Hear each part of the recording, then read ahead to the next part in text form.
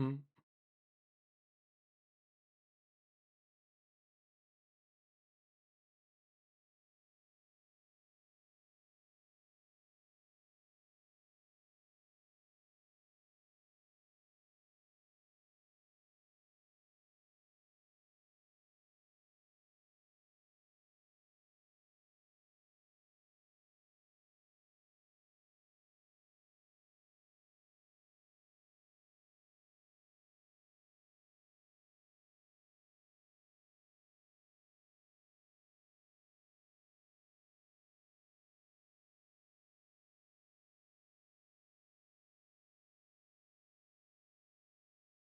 Hello, everyone. Hello, hello.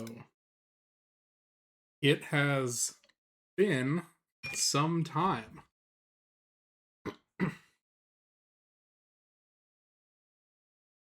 Bird, Google, Ophelia, Mop, Sunwolf Creature, hello, Box. Oh, I'm pinging. Oops. Um, Portilla, hello. Honor, new PTZ going on my house to look into the wolf field. That is phenomenal. I will have to let Logan know about that. He'll do all the camera stuff for us, but yeah, that's very exciting. New bug hunt cam, very very cool. Nikki and Liz and hello everyone. Hello, hello. um, welcome back, I guess. So it has been several weeks since you last saw me. Has only been about 3 days since you heard me, but yeah, I am back from my work trip, and I am also in what some people call hell. I am in the final stages of writing my dissertation, um, which is not so affectionately known as crunch time. I've been doing really nothing besides writing for the past couple days. I went into work today and I was there for about 8 hours just writing. And so I needed I needed a bit of a break, and I just I feel bad that I'm streaming when I should probably be writing, or doing other things when I should be doing writing. Um but as a treat for doing all of the work on the weekend, decided to get myself some not so good Chinese takeout.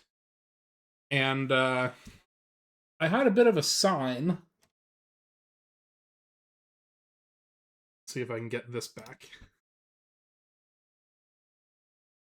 This was my fortune cookie. The fortune cookies were speaking to me today.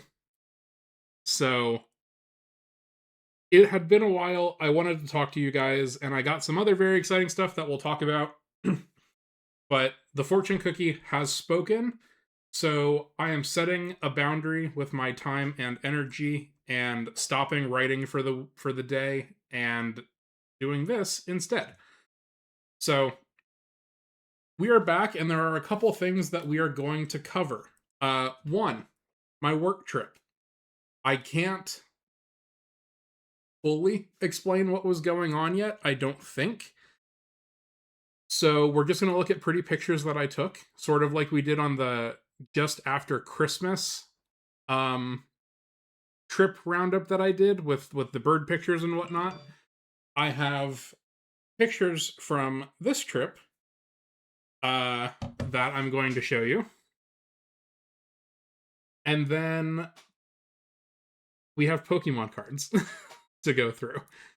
Um I know that's maybe not the bugs that you were specifically hoping and thinking about for this stream, but one of the fun activities that I feel like I missed out on this week with having to do writing instead.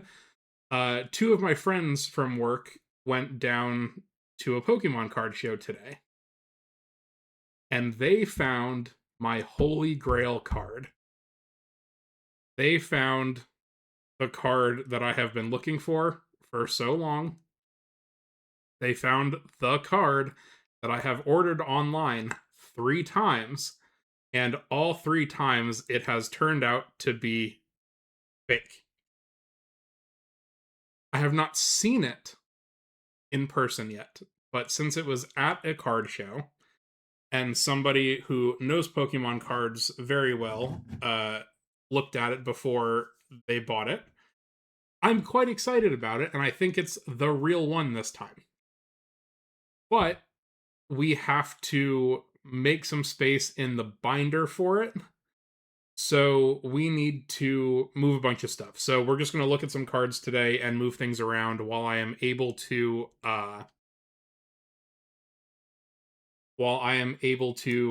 do this right now, and we'll catch up and see what's going on in the card space. Hello, Sam. Granola, yes, I do still have the fakes. So I can show you what the card looks like. And explain why it's like the Grail card. But we're gonna start with the trip photos first.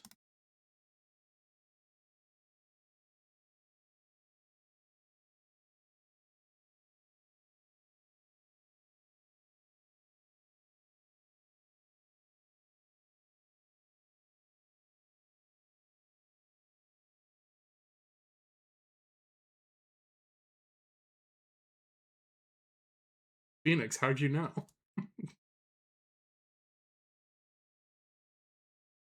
Oh, yeah, thanks Tortilla for the resub. I have missed a bunch of new followers. Lonely Little Hufflepuff, these were over 3 weeks ago now, so you're probably not here at the moment. But Lonely Little Hufflepuff, Lazy McKay's, Fartigrade, Chai's, The Hunt 990, Sky Smashify, Mew, Miek W, thank you all for the follows. Um, yeah, so let's get started with pictures of stuff. It's a bird. So maybe for those of you who weren't up on the lore of where I was or what has been happening, I was sent to South Florida for 2 weeks on a work trip. Go far, good follows me someday. Yeah, birdologist, this is a stream for you, bird and bird relatives. Um, so I was sent to South Florida for 2 weeks, and during the week I was super busy, but we got to stay down there over the weekend, and I used that time to, of course, look for bugs, but also the other thing that I'm into is birds. So South Florida is just rampant, rampant with invasive shit. um, and so there was a really big checklist of birds that I had never seen before because they're nowhere else really uh in the US. So I checked them off, and I had 2 friends that were down there, and I was like, exactly how long did you want to hang out today? And they said, well, that feels like a loaded question. And I said, it is, because I have 9 different stops planned, and you guys have to drive. So it ended up being like a 13 and a half hour expedition. We did not get everything, but I am likely going back down to keep doing some work stuff after I finish my dissertation, which we are looking at April 10th for a defense date. So 5 weeks away, which is crazy. So after that, I'll probably go down again, and hopefully I will be able to check off some of those other things that I didn't get. But we're starting off with kind of a banger. Uh, there's just parrots down here. So many parrots. This is a blue-headed parakeet.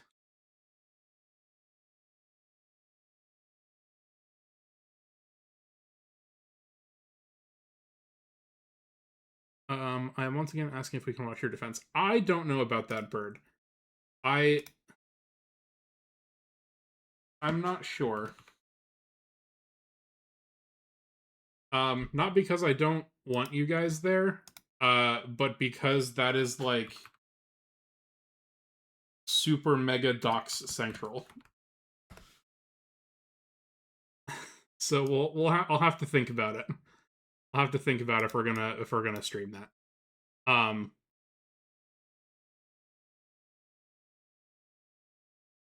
You guys can see bird. Okay, yeah, you can see birds. Smuggling, get loose. Yes.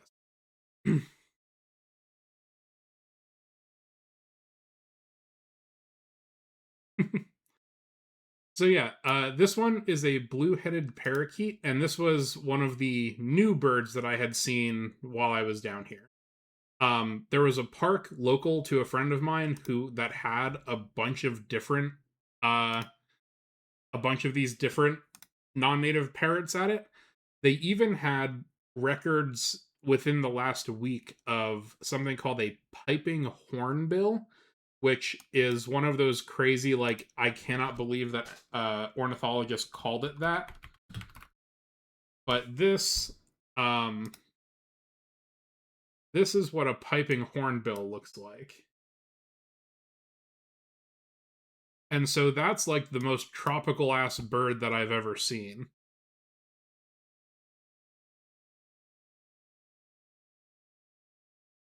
And these were supposedly just at the park. I didn't get to see them this time, but uh, the parrots at this place more than made up for it. So blue-headed parakeet, a slightly blurrier picture of a blue-headed parakeet. This is not a curated list by any means. This is my memory card is just stuck into the computer, so all of the bad shots that I got throughout the day, we're just gonna have to filter through here. So, blurry blue-headed parakeet, two blue-headed parakeets. Most tropical ass bird seen in the wild, non-native red jungle fowl. Oh yeah, oh yeah. I I don't think I have countable red jungle fowl yet.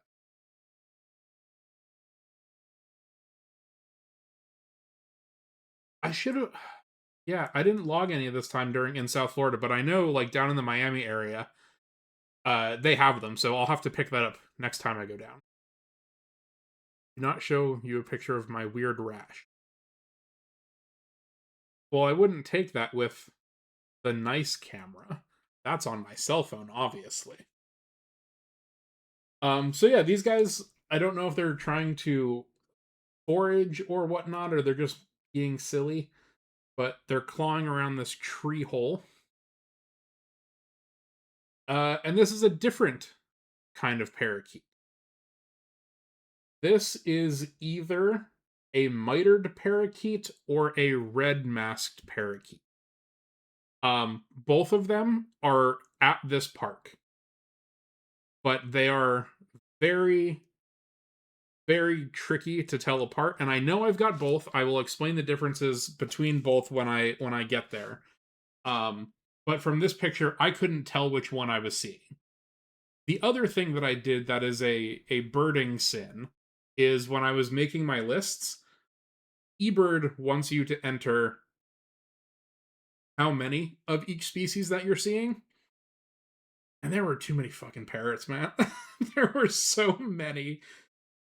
So I hate doing this, and this truthfully might be the first time that I've ever done it, was put X's down for the species. Like, yes, they were present. I have no good idea of how many there were. Mostly because these two look incredibly similar and it was a mixed flock. All three of these parrots that I'm going to show you were all in one big group together. So I don't know about this one. Uh, same grouping. There's three of them here, kind of stacked top to bottom. But again, can't tell anything diagnostic from these photos here. Tried for treason. Honestly, hang me for sure. This one. Okay. Okay. We can identify this one. This is a red masked parakeet. You may be looking at its head and going, Evan, you're out of your goddamn mind. There is no red mask on this parakeet. Well, the difference between red masked and mitered parakeets, which are the same genus, they are very closely related, is that red masked parakeets have this red strip on the underside of their wing. So their shoulder has a little bit of red on it. And then when the wings are open and they're flying, the whole like leading edge of the wing is also red. So this one is identifiable. This is definitely a red masked parakeet. So great. Check, identified bird. They do look like Cyrus. May she rest in. This is what a lot of bird pictures look like. Uh, there's no bird. This would be a good I Spy. Try to find something. There's nothing in it. They simply took off. Wonder if these are the ones with feral colonies in San Francisco. Yes, I think so. I think red masked and mitered are both in California as well.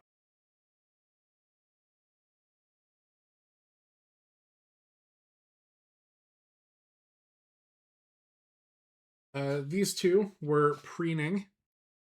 Can see them here in the middle, mostly obscured by the tree. Still not some of my best pictures. 50-50 shot. That's so true. Either it is or it is not. Here's a whole group of them. We've got 1, 2, 3, 4 here.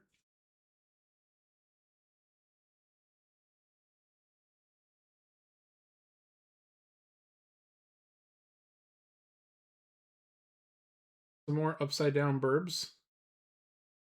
Nice one here. This one is some assembly required, but it's here. And then these are the blueheads again, still at that same tree hole, a little bit out of focus, but the next one, Cinema. I was very, very happy about this one. This is like probably the best one of this species that I got. Just lovely side profile. Very, very happy with this one.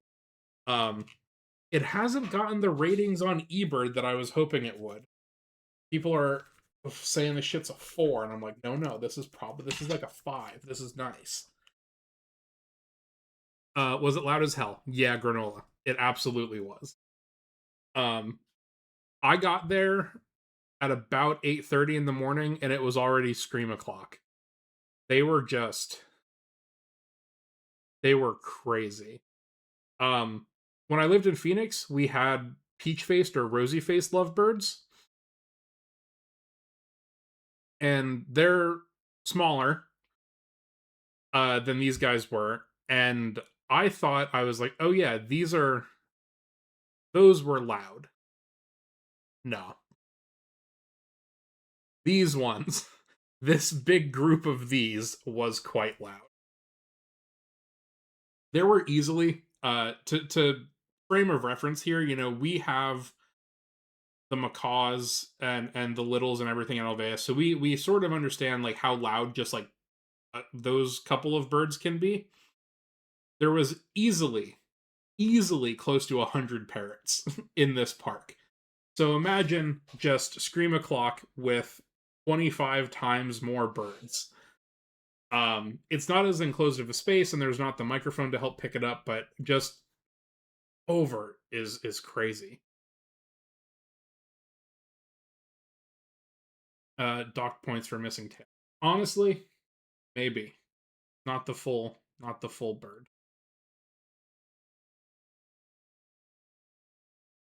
Has Aston feel free to ignore if inappropriate with all the Face ID updates and whatnot with Discord with Bugcord, stay in Discord. Yeah, it will. Until there's a viable alternative. I know there are some things that are out there, but just the performance wise and the user base aren't there yet. We're probably not gonna move Bugcord anytime very soon.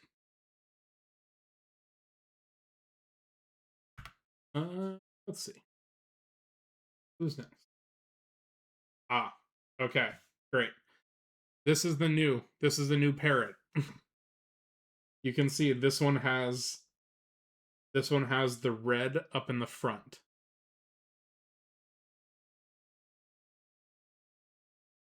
And so this one is the mitered parakeet. You notice right here, this leading edge of the wing does not have red on it, while this one here under it does. So this is a mitered on top. This is a red masked here on the bottom.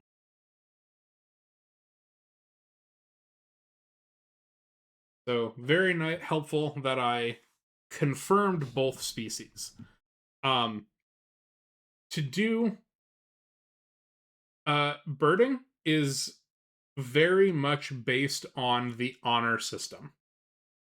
I could tell you all that I saw a bald eagle this morning, and there's really no way to check that. You don't need proof that you saw something unless it is something like rare for your area. Then you are expected to have pictures and descriptions and explain like how you came to that ID as opposed to your common other species that are there. That has always felt really weird to me. Um,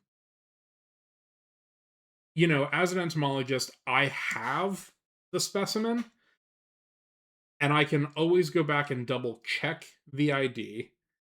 And so with my bird sightings, I like to have an exact when and where that I saw it, and also proof that I saw it. So whenever I get a new bird, I do try to get pictures. It doesn't always work out. I have let's see. Doxing. I have seen 570 birds, and I have 458 of them with photos. So that's like that's a pretty good ratio, honestly. That's like over 70%.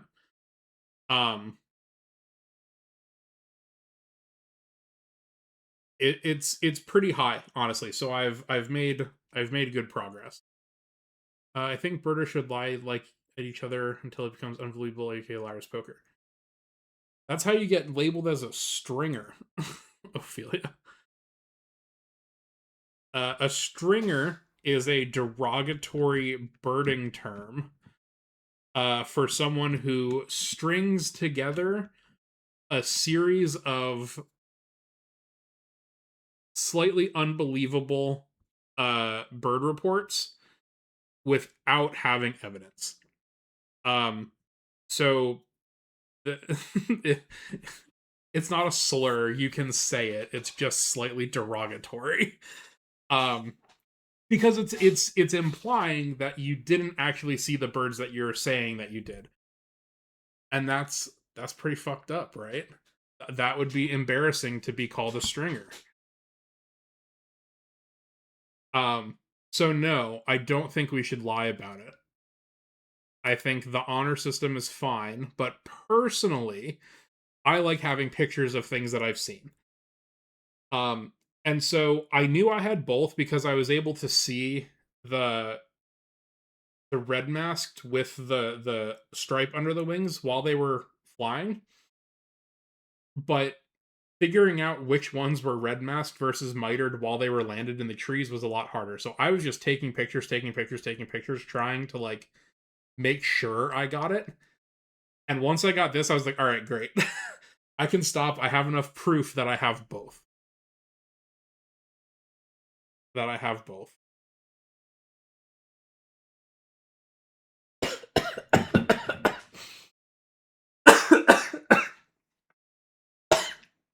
I just Oh, Bird, you're killing me. I just saw Bird's comment about the stringer.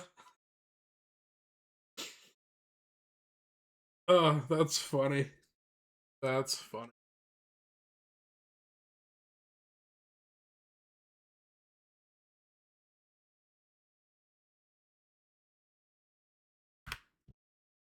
Uh, Slightly different framing of the same pictures. And this was a really nice red mask. So here it's that same group. I think this is the one I was taking the pictures of before. But uh, so red masked and mitered can both have the red on the head, and so this is a red. This is a mitered with the red on the forehead. This is a red masked with the red on the head because there's splotchiness on the neck as well, and that red underwing stripe. So this one was fun. Parrot antics of them doing things, fighting at each other. It feels like a very, very parrot thing to do. You think they know the different species? Probably not. You think they know they're alive? Yeah, they're alive to be loud and cause chaos. That's what these birds are. Oh, thanks, Nikki. Ooh, have a good dinner, Marie. We'll we will probably be here when you get back, depending what you're cooking. So this is still the same park. We started walking along around the pond, trying to find those hornbills, and we stopped. We found a couple of other things along the way. This is the ass end of a palm warbler. So I was shooting through. This is oak tree all around here, and then these little guys here are resurrection ferns that will dry out and kind of look dead like this for a lot of the year, but then when it rains, they plump up and look really, really nice. Palm warblers are just little guys, scientifically. They're just little guys.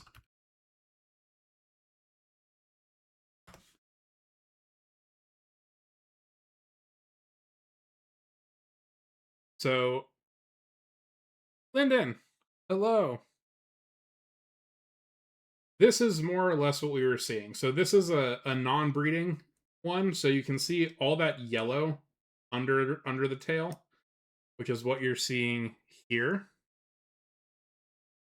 But a really easy thing to identify palm warblers is that they bob their tails.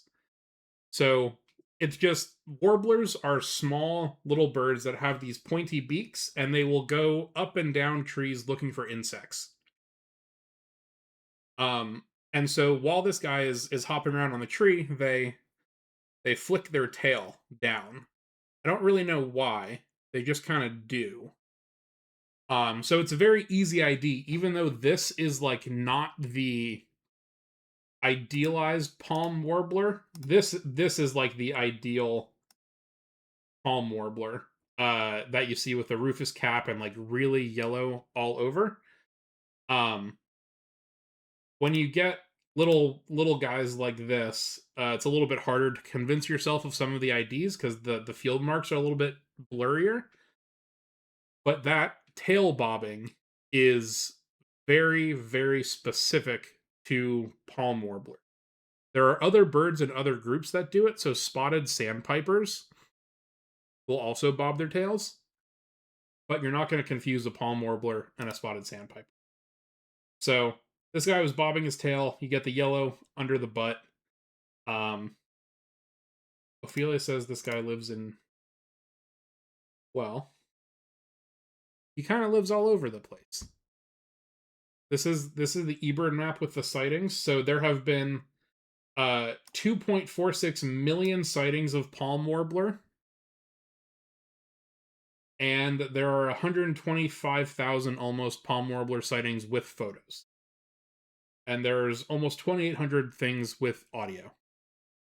So you can see here with the map, um, they're in different parts of the US in different times of the year.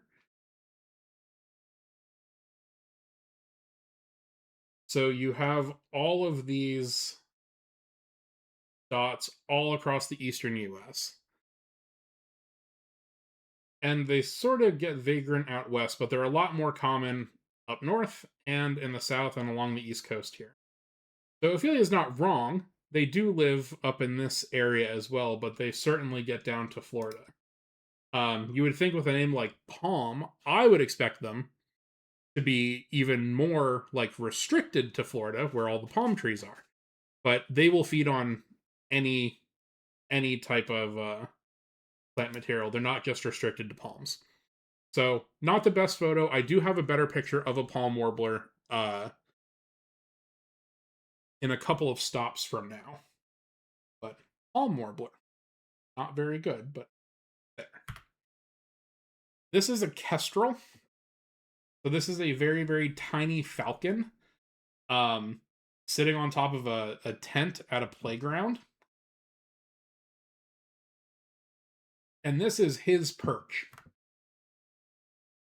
I never got him facing us, but you can see all these little poop spots around here. Kilowattrel is based on a pectrel, not a kestrel. Pectrel is like a big ass seabird thing. This guy, little falcon, you can see, yeah, the tearing up there, but all these little poop spots. This is his perch. They will go off, and they are predatory, but they're quite small. So he's mostly going off feeding on insects. But this is not the best kestrel photo that I have. Let me see again with all of you information.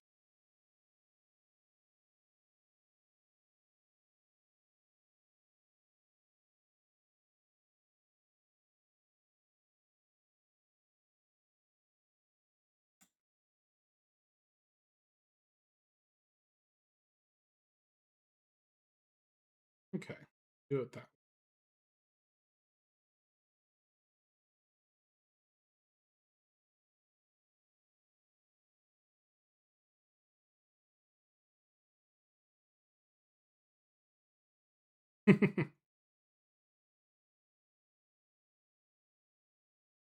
So this is probably my best kestrel picture.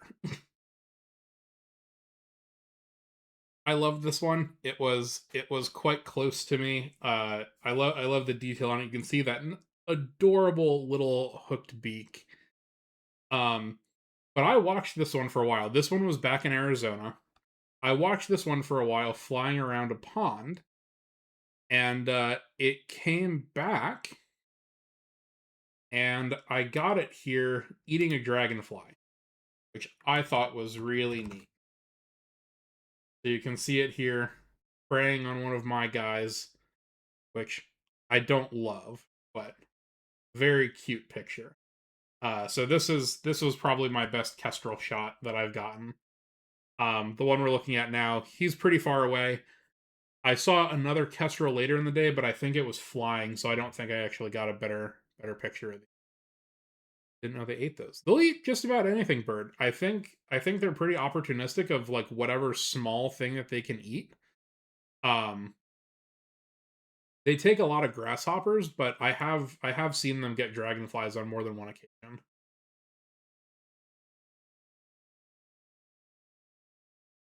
So kestrel far away, but kestrel still cute. This is a tricolored heron.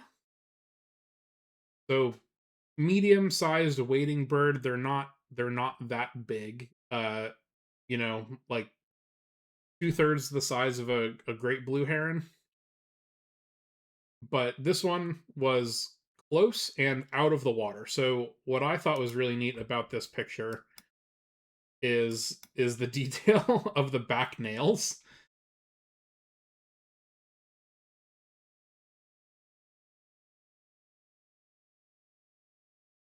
get the crisp color with the in the bill and stuff.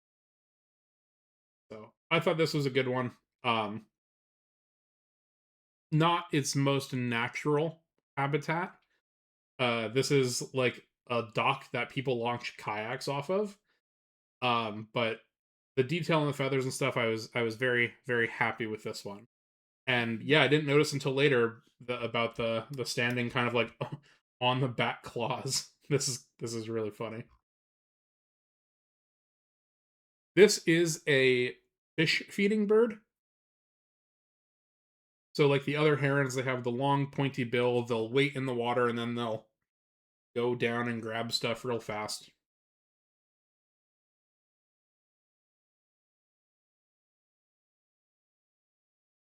This I took at a new park. So we have moved spots now.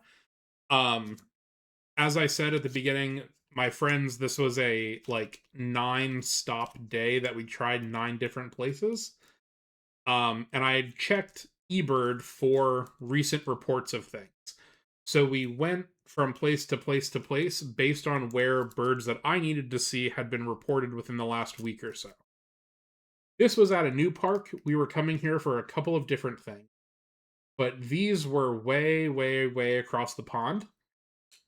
Um, and my binoculars are only eight times magnification. My camera is 200x.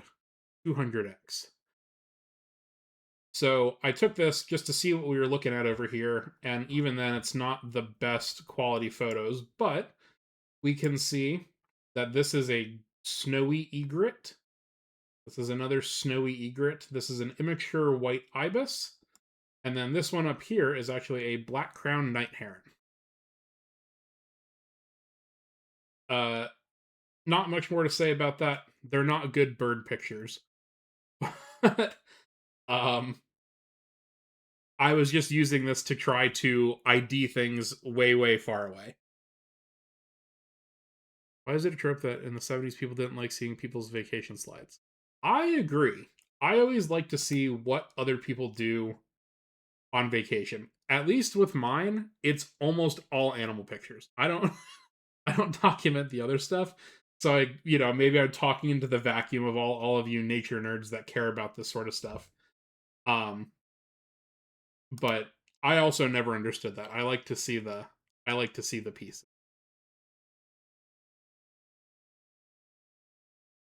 This was also a new bird for me. So these are blurry, but this is an Egyptian goose. This is a non-native thing, sort of like the parrots. Introduced but are now considered established in Florida. Uh they reproduce, they're in the wild, they're here to stay. So they were blurry for a while. I couldn't figure out why I couldn't get them in focus, but then I did get some much better pictures of them up close. You can see the fun detail around the eye, and then just these really kind of absurdly thick pink legs.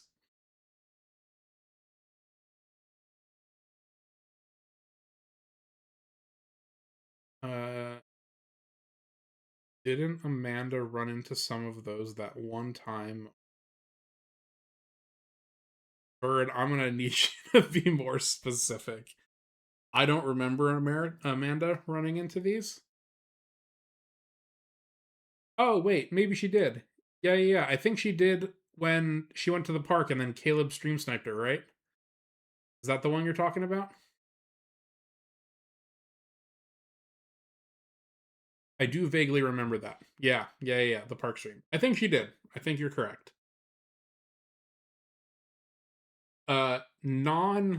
Non avian lizard. Uh I got to see my first iguanas when I was down here on this trip as well. So we got down to South Florida the week where it was unseasonably cold for them, and you see all those like funny news things about iguanas falling from the trees because they're cold. um that was like 1,000% real and happening. We found tons of iguanas when we were down there. Um, many still alive, but many that had already died from the cold, which was kind of sad. Can you eat iguanas? Yes, yes, you can. There was a big thing. Somebody sent me about a guy who was picking them up and cooking the iguanas that were falling out of his tree. Um, I got sent that a bunch because when I 2 days into this 11-day work trip, we found probably a like 4.5 or 5 foot long iguana at one of our sites. And I picked it up and I brought it back to my hotel, and it was in my hotel freezer for 2 weeks. Um, it is now currently downstairs in my freezer.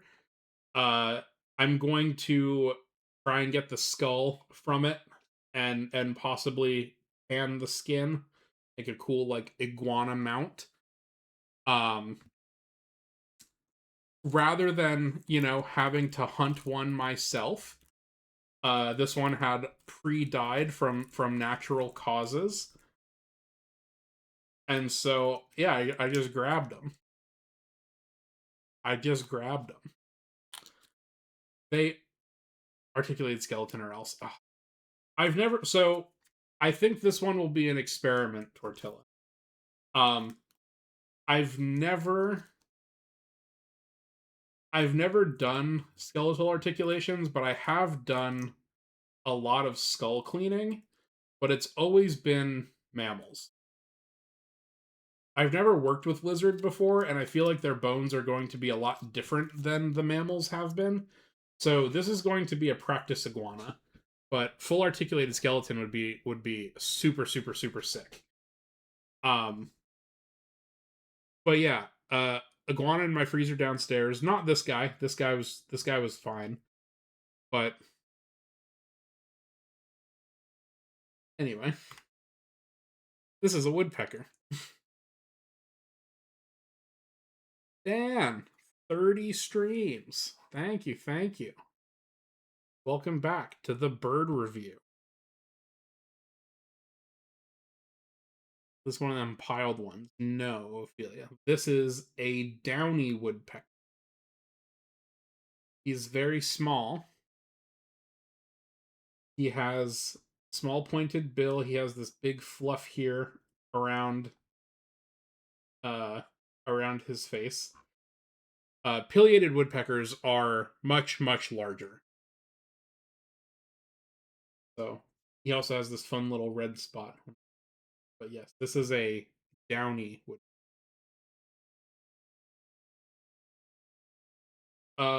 Turkey vulture. There were, I think I logged 200 of these at this park.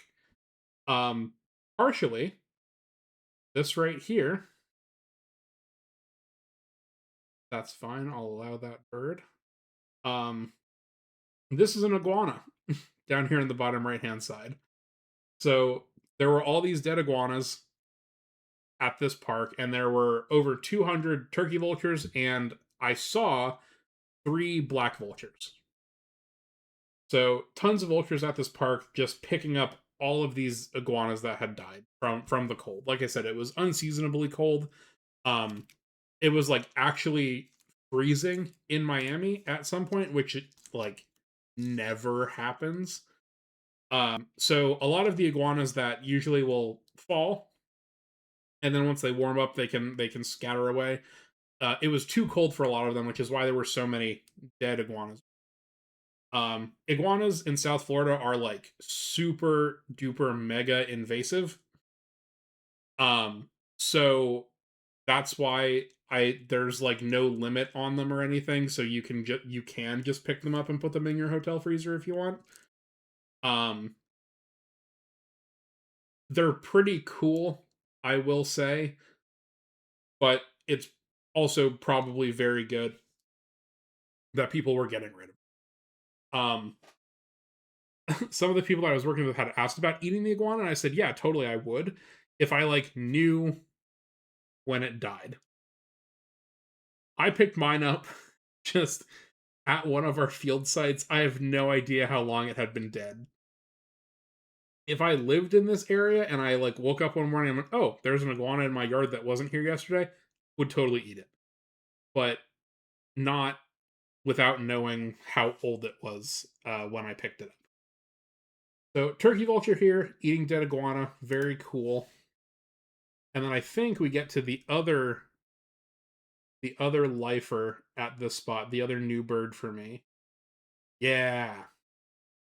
So this is a spot-breasted oriole. And this is another non-native thing to Florida. Um, these were brought to Florida sometime in the 1940s, probably as a cage bird or a display, like aviary bird of some sort. But this is a Central America and Caribbean species that has now established in South Florida and is like a backyard bird for a lot of people now. But new one for me, hanging out here in the bushes. This one a little bit turned away, and then you can see here the spotting on the breast. The other orioles that are in this area, like Baltimore and stuff like that, have like very clean black patterns. These ones are a little bit spottier, and you could confuse them with Altamira oriole, but Altamira oriole are only in Texas, South Texas. So this was this and the Egyptian goose, but the Egyptian geese you could kind of find anywhere. This is the bird that we specifically stopped at this park to find. There was a pair of them. There were two, and there was an eBird list from like the day before that said that this guy saw both of them uh, on this one GPS point. I basically walked right up to these. They were super easy to find. Um, basically because they were in the same exact area where they were said to be the day before, but also it's kind of hard not to notice this bright orange bird just like flitting around in green bushes. You know, the color contrast makes them quite easy to figure out. And again, one of those bird pictures where it's there, not.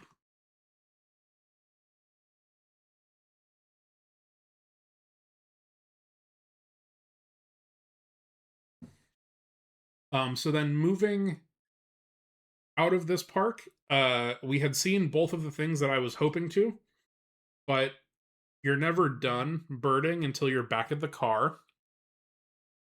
So we kept walking around and we got to this tree that had a bunch more little warblers flitting around in it. So, sort of like the palm warbler that we saw earlier, this next group of things are also going to be small, insectivorous little things. Um, Banger picture right off the bat. This is a black and white warbler. As you can imagine, it's a pretty descriptive common name. Um, I tried a couple of shots before this and it was up on top of the tree branch. It was on the underside. I was just getting it in focus here. I was focusing on, I'm pointing at my screen. You can't see that. I was focusing on this branch because it was up here and then it just popped out on the underside and I no notes on this one. This is by far my best shot ever of one of these. I actually don't know if I have another one. Um,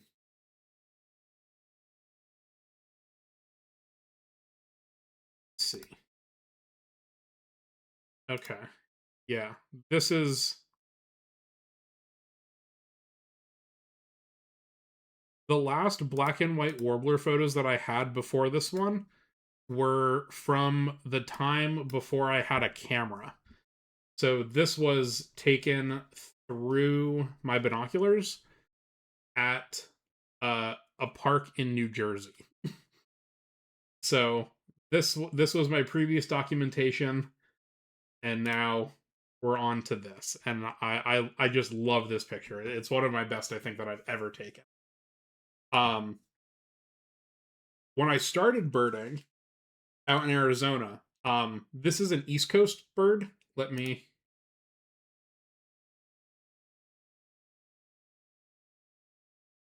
this again.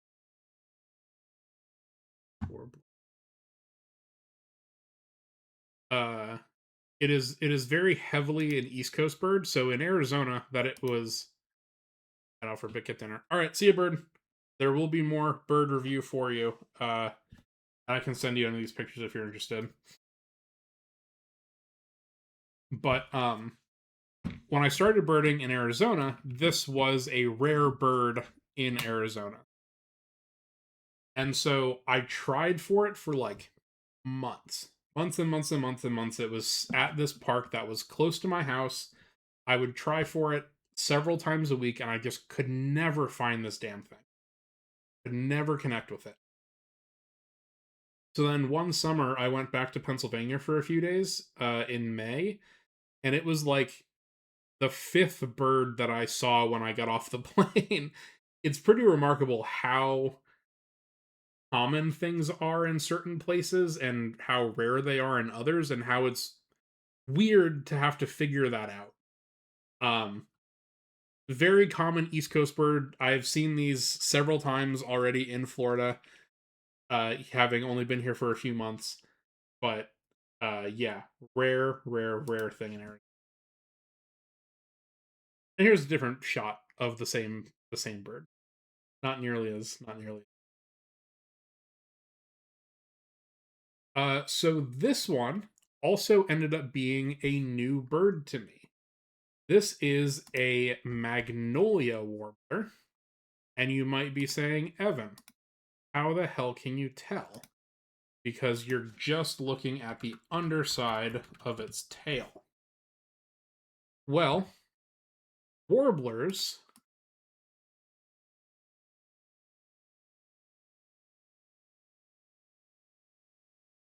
are typically high up in a tree. And so when you're looking for them, you are oftentimes binoculars like straight up, and you get what's called warbler neck. You hurt your neck from looking up so much. And so a lot of the time when you're birding for them, uh, you are only seeing the undersides of the tail. And so they put out this quite handy guide of the underside of warbler tails.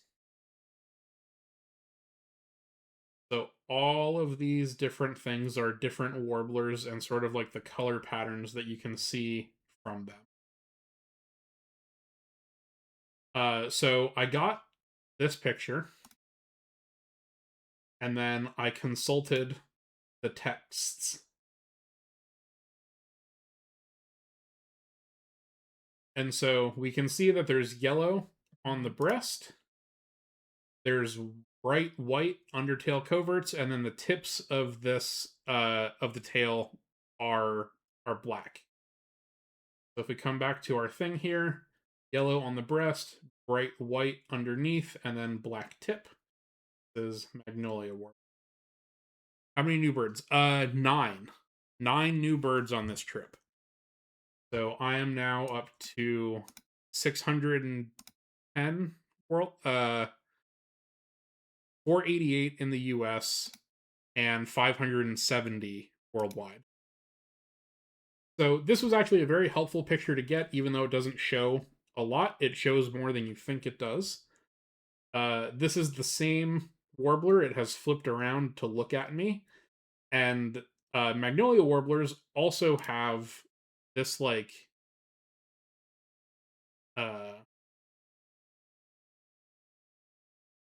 like streaky chest.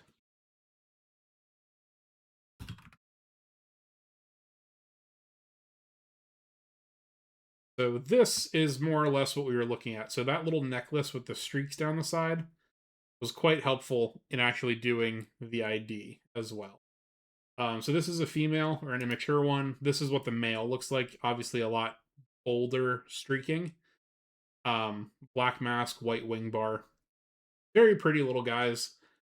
And we were seeing some of these field marks, but again, in the field, it's quite tricky because you're running through this checklist of, does it have eye rings or not? What's the undertail cover? Does it have wing bars? All this stuff. And for birds you haven't seen before, you're like, oh, I've actually never seen this in person, so I don't know how to verify this. So that's another reason why I like always try and grab pictures, because then I can send stuff like shitty pictures like this to friends of mine who are better at birding than I am, and they'll tell me what I saw. Here's another butt shot that helps a lot with those bright white undertails and then the black tips. So Magnolia Warbler, check. New bird. And now we're at a different park. So we drove to a park between these last two to try for white-crowned pigeon, and I did not get it. We pulled up to this park with two big targets in mind, and when we pulled in, I went, we might as well not stop here. There was some sort of like scout thing happening. There were about 500 tents and food trucks and people running and kids and all this other stuff going on. I was like, there's no way these birds are going to be right. Like I'm not going to get them. Let's take a look around anyway. Let's see what we can see. First, iguana. Nice guy again. Invasive as hell, but I still think they're very neat, and it's kind of crazy that they're just running around down there. This is another picture of a palm warbler. So this guy was on the ground and doing the little tail bob thing, but I cut off his head, so you can't really tell what it is. This was also a new bird for the day.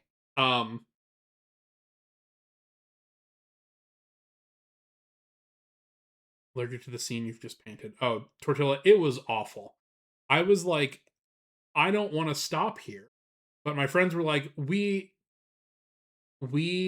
like the friends that drove me around, I went to undergrad with, so they're both entomologists. They're married now, which is very exciting. I love them both dearly. They're like, they're dipping their toes in the water of birding, right? So they were like, of the list of things that you want to see, these are the ones that we really want to see. And I said, okay, well, we'll try it, because the two that they wanted to see were at this park. And I was like, all right, we'll see what we can find. This is a short-tailed hawk. We had seen one very first thing in the morning, with all the parrots at that one place, but I couldn't get a picture. This one was a little bit better. You can see that it has this little crest right here on the wrist, with a white patch behind it. It has dark sides of the head, and then there's no belly band. So the other raptor in North America that you look for that has these like little crescents here is going to be a red-tailed hawk.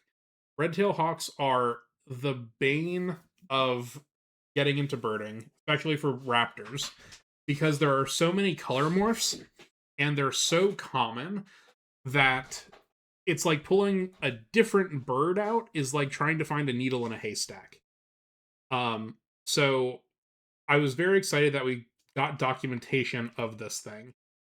You can see here again that white patch behind the little point, and then there's no strip across the belly. So this was a new bird.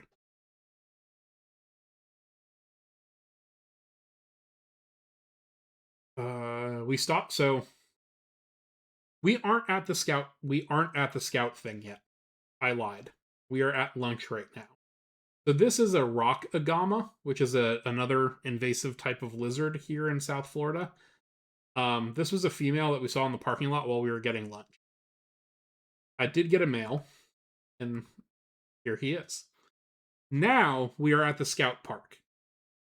But this is a Peter's rock agama, and this is the one, if you guys were seeing in chat when Ophelia said she had a lizard, and then I was checking what it was and actually saw per observation on iNaturalist. This is the lizard. This is what the males look like. This is what the females look like. So we ate lunch and then we went to this scout park. This is where there's like 500 billion people. We were wandering around and I look across this little bridge and just see this guy hanging up on the tree. And I'm like, well, I'm going over there. I need a picture of this thing. So I go over, I get closer. This is still from like uh, across the little creek area. So then I walk around and I'm come back to this like vantage point back here so I can see, so I can get the male a little bit better. Now you can see we're working with a different light here. You can see the orange, the blue, the black kind of fades into the orange there again. He ran down on the ground a little bit. And then this was great. This was like, I was happy with this shot. He's in focus. I'm getting the absolutely bombastic side eye. You can see the transition of the colors here. I am very, very happy with this picture. I turned around and there's an iguana. So this guy's just chilling. This is the same species as the other ones, but green iguana males can get that like big orange color that we were looking at earlier.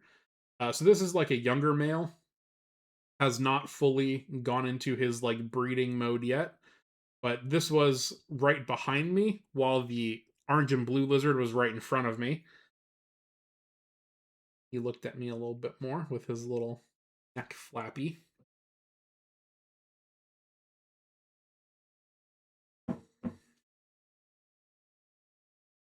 And then this lizard came back.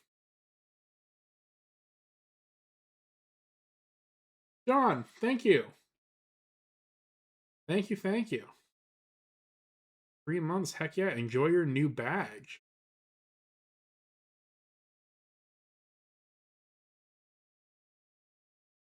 Um Here he has something on his chin. I think that's just peeling, like peeling shed, I think. So he's chilling there. This is underneath the tree he was on. There's a bird over in this one that I was trying to get a picture of, so I turned my camera on and accidentally took this. This is a new bird. This was not a lifer for me, but this was a new one for the trip. My friends that I was with was like, "Oh, is that the magnolia warbler again?" I said, "Look under the tail. The tip is not black. It's just slightly enlarged there, and it's mostly yellow under the tail." So this is a different warbler. And if we go back to consult the charts, you can see yellow under the vent, white in the middle with black edges. This one is a prairie warbler.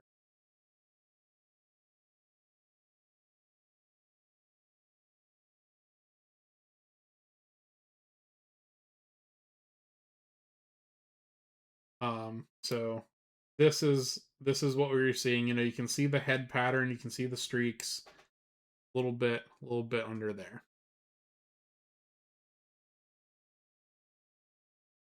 The the super pigmented males, obviously, like I said, much nicer to identify from something like this than something like this. But you can still see those streaks. You can see the undertail pattern, and you can see kind of the face pattern. And this one also, if we zoom in, has a little bug. So second, no, not second bird that day. Second bird we've looked at least tonight that has been feeding on little bugs. And then he's gone. I get a lot of these. Bird there one frame, not there the next. Went back to my lizard, so came back, got some more shots of this guy. Not this one. I think this next one. Nope, nope. This is the one. He's looking back at me. Full tail extension. Was very, very excited about this one too. I was like, this is it. All right, we can go home. Because this was now probably like 2 o'clock in the afternoon. It was hot. And like I said, this is the park that had like 1,000 children running around and all these tents and whatnot. So we didn't have a lot of hopes of finding the birds that we were after. Up until this point, we didn't. But I was very excited because this is New Lizard. New Lizard for me is very exciting. But then bring it over here to double check. Got 2 more pictures before the lizard. We have this one, which is another new bird for the day. This is a great crested flycatcher. Not much to say about it. It was just a new bird for the day, so we got some documentation pictures. I think this is probably my best picture of one of these as well. This is an East Coast or an Eastern US bird, so I haven't done that much birding over here. All of my birding was mostly out west. So just tried to get some new pictures of this guy. Sort of blurry line between the gray and the yellow on the chest. These little whiskers up here are a Myarchus flycatcher characteristic. Okay, now, picture this. We have walked around this whole park. We have had to dodge like 30 strollers. Getting a bonus Birds Day Thursday. Where do you usually go for Birds Day Thursday, Gwibber? I'd like to go to Birds Day Thursday.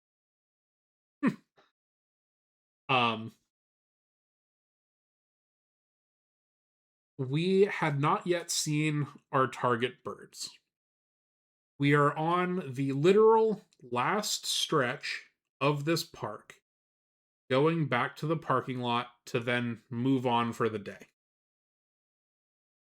You might be asking, what were the birds that your friends were hoping to see? What were these big ones that even your not so birder interested friends were like, I gotta see this? The answer is macaws. So, there are wild macaw populations in Florida as well. This park that we were at had reports the day before of blue and gold macaws and of chestnut fronted macaws. Macaws are big fucking parrots, right? They are large. And based on our experience with the parakeets in the morning, we were expecting to be able to track them down either by sight, seeing them fly and land somewhere, or most likely we were going to find them by voice, right? Like they're so loud, we'll just be able to track them that way. We are on the last stretch. I already have my phone out to like figure out the next location that we're going to, how far away it is. And we're standing under these trees. And we keep having things like there are things that like the nuts from the tree are falling down. And we're like, man, it's like really consistent, or like this is happening a lot more than you would expect it to just regularly. And my friend looks up and she goes, is that it? Is that the macaw? And I went, no, surely not. Like, we would hear them, right? And they're so big, we would like, they'd be really easy to see. Wrong, apparently. But we had in fact found the macaws. These are chestnut fronted macaws, and there ended up being 9 of them. They were completely silent. I did not hear these macaws make a single sound while we were there. The only reason we noticed is because they were dropping shit around us. So these two were sleeping. Very, very cute. This one, as you can see, is feeding on one of the nuts or one of the fruits from these trees. And so they're called chestnut fronted macaws because the front of their head here is like brown. Um, they're not like the spectacularly bright blue and golds. We didn't end up seeing the blue and golds, which, a bit of a bummer, but next time. Um, and they're not scarlet macaws or anything like this, but this was just insane to see. Just looking up in a place that I live and going, wow, there are wild macaws here. So you can see absolutely going to town on the nut, chewing stuff off, spitting it down. Those are making enough noise. Yeah, absolutely granola.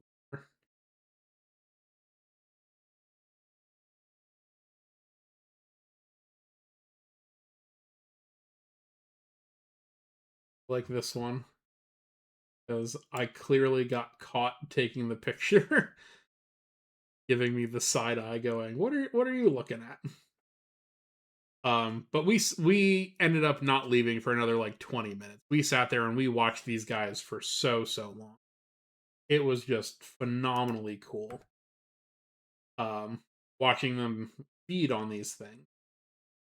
I got so many pictures of these birds eating stuff. This is a good one. I was very happy with this one. You can see like the pink wash around the eye. And that very nice brown in the front, the chestnut fronted part. But this was all in a tree that was right across the little sidewalk from us. And then we looked up and we're like, oh my god, there's more in this tree above us right now. And so this was directly up from where I was sitting. Just chilling on the end here. Look at this. I really like how I got the cutout of the leaf right under the eye. I think that makes the pattern look like ridiculously cool, even though that's not on the bird. Um, and then I did also get the butthole. So no look. We'll observe the bird from this position up. But I did in fact get the vent. Because like I said, I was directly below this thing. I went, oh, there's some more, and I took some pictures. I moved out a little bit so I wouldn't be directly under where they were feeding. Um, and this one is picking this top nut off of the tree. And you can see it took it off from like right there and is carrying it away now. It has the branch, the little branch in its mouth.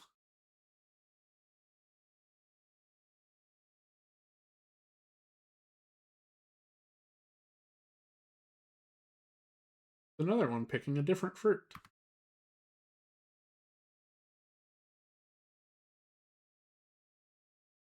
And like I said, this whole time, there are 9 macaws maybe 15 feet above my head, and they were dead silent.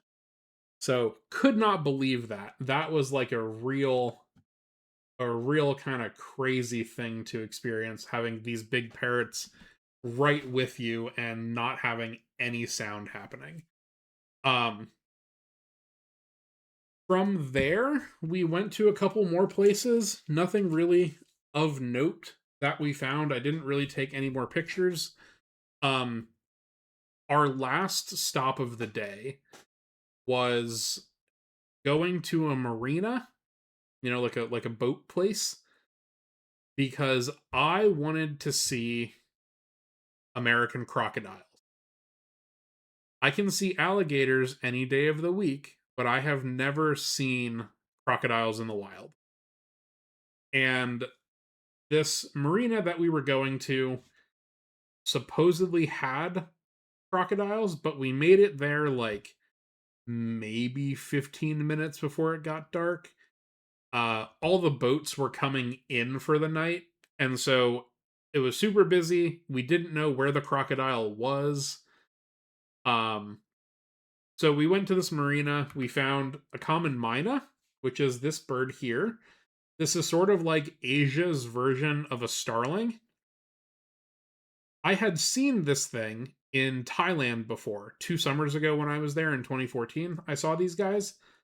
Um, but also a new established thing in South Florida, so uh there's that. Blank picture of the sky. And then this is a look down. This is a fish that had been discarded over one of the boats. I don't count this on my life list because the fish was dead, but still kind of thought it was neat to see. Weird shaped fish. Um, and that was the end of our tour. This had to be the last stop for the day because it got dark.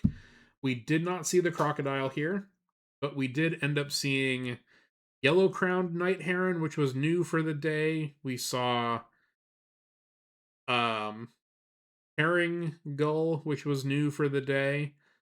So we did get a couple of good things on this quick last little stop, but no, unfortunately, no crocodile. So that was my summary of my work trip of the non-work things that I was able to do while I was there. Um oh, I forgot about something. We have one more thing before we move into Pokemans. Um some of you probably already saw this because I posted it in Bugcourt already. But we have a new friend. This is not I before I introduce you, chat. This is not going to be a long-term thing. These do not eat very well in captivity, but we are going to try some things because I have friends that told me that they like grapes. So we'll see what we can do. But we do have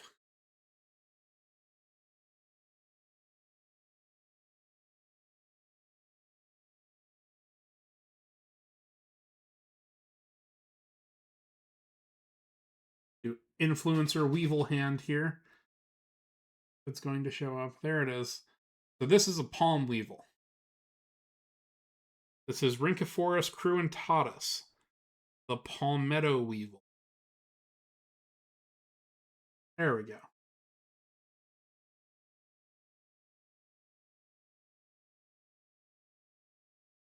They were doing some landscaping at work, and they cut down a palm tree. And these are a native palmetto thing. So I was able to find a couple of these at work the other day.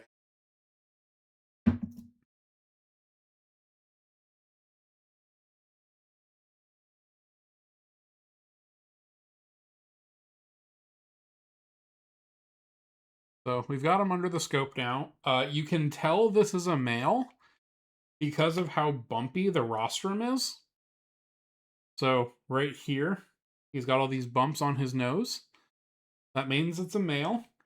Females tend to have completely smooth rostrums because they have to use their snoot to like burrow down into whatever it is that they're trying to lay their eggs in. So they don't need the friction of having the really rough, bumpy noses. You can tell this is a male. You can see his nice geniculate bent antennae over here.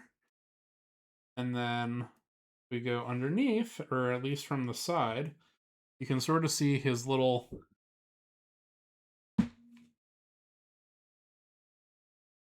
arm brushes.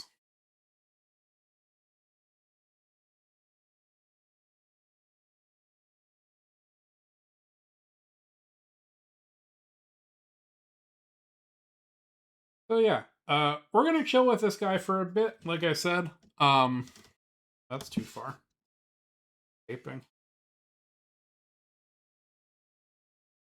Um, yeah. So we're gonna try and hang out with this guy for a little bit. We're gonna see if we can get him to eat. Um, if he does not, slash when he does not, when he passes, he will be added to the collection. But we are not going to just do that right away. We are going to let him try to live for a while at least, if we can. So, new beetle friend. I just brought him back from work yesterday, so I need to set up a little bit better of a container for him, but he is going to be here. Okay. On to the meat and potatoes now. The main thing that I needed to do tonight, and the thing that I said I was going to take the break to give myself time to do. I know I have shown off some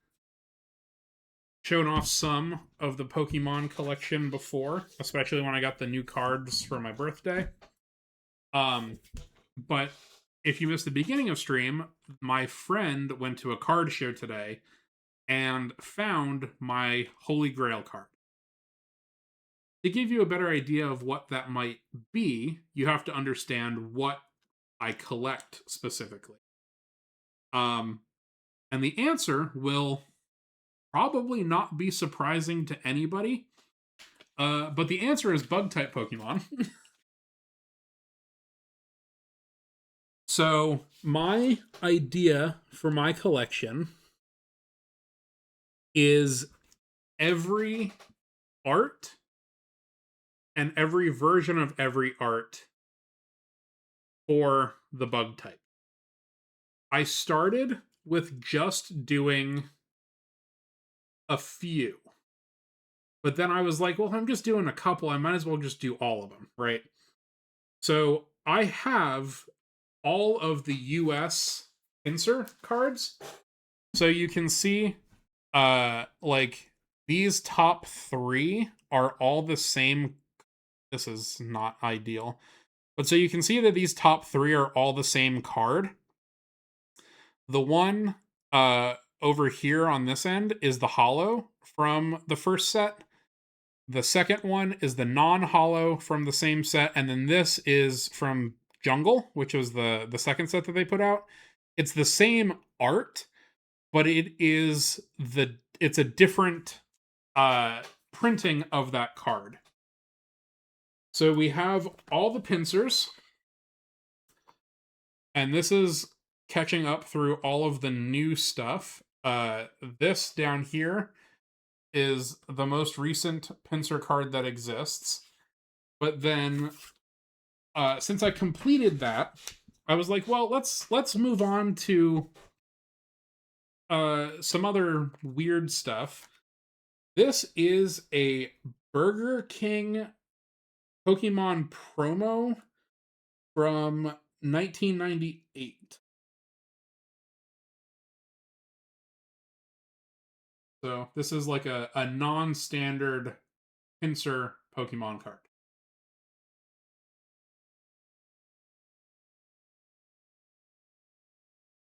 And then you move in. I'm gonna do the top-down view. I think it'll be better with the cards, and you don't get the glare from the key light. So I'm gonna move this out of the way. Turn this upside down for you. All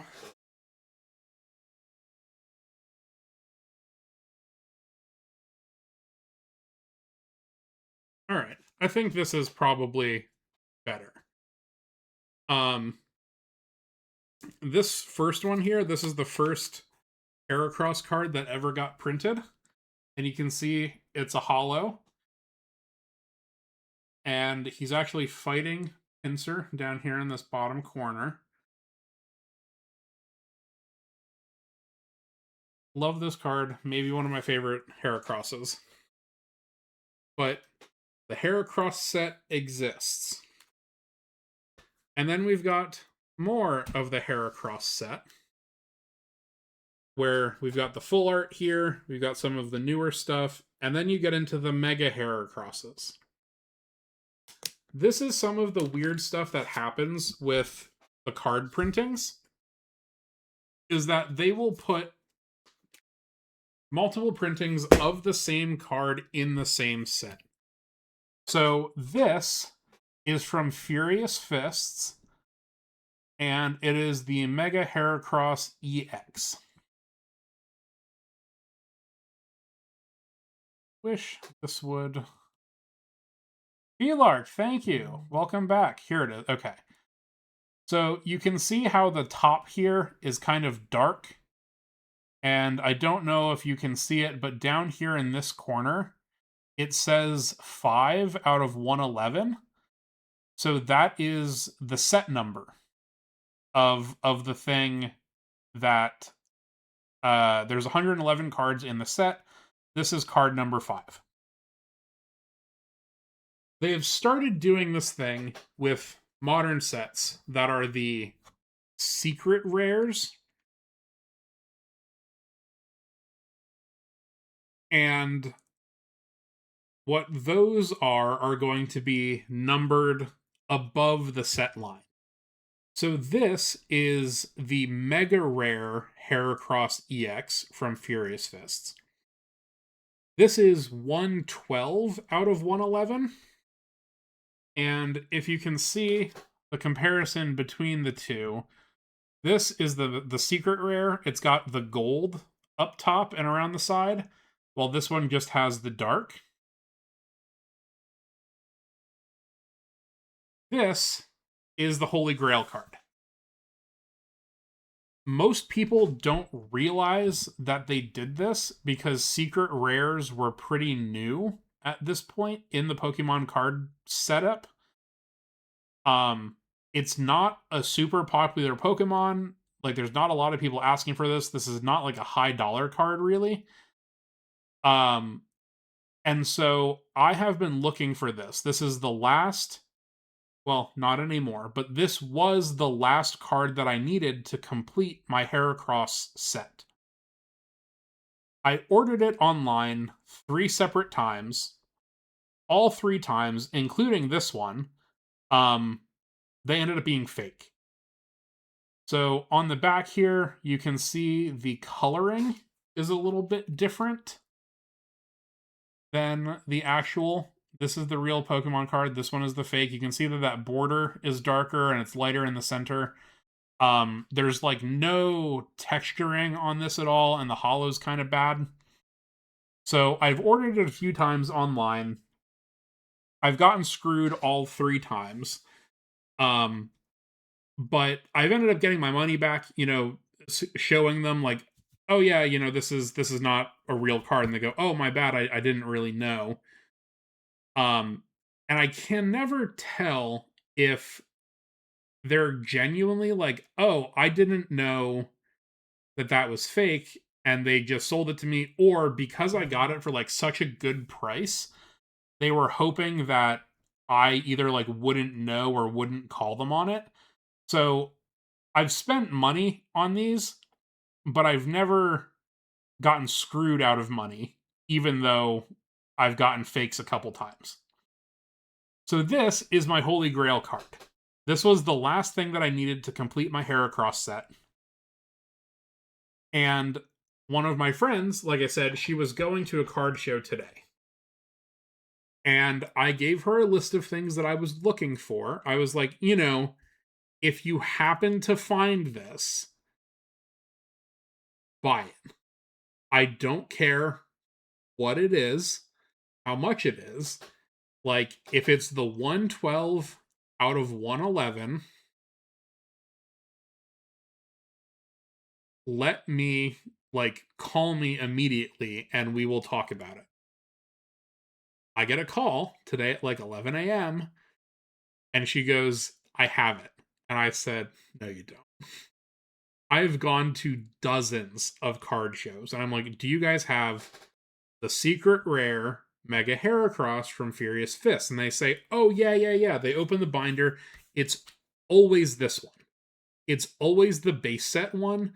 This is not a hard to get card because it's number 5 out of the set. This is a pretty easy thing. These are out there. These are like $5. These are a lot harder to find. And so she called and she was like, I have it. It's the 112. Her friend's boyfriend that they were there with is like super into the Pokemon cards, so he looked at it and said it was real. I have not received it yet. I saw it on a FaceTime. It looks real good. But I don't have it yet. So we're very excited about finally getting this.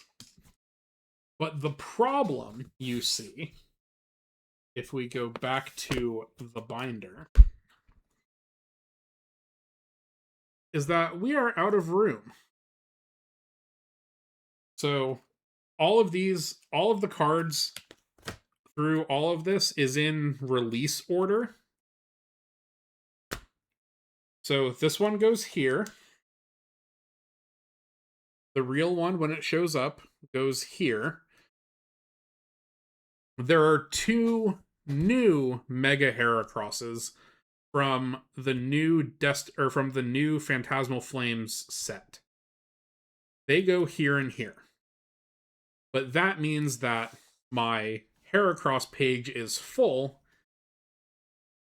and is going to run now into the Caterpie section. So, unfortunately, what this means is I need to redo this whole freaking binder.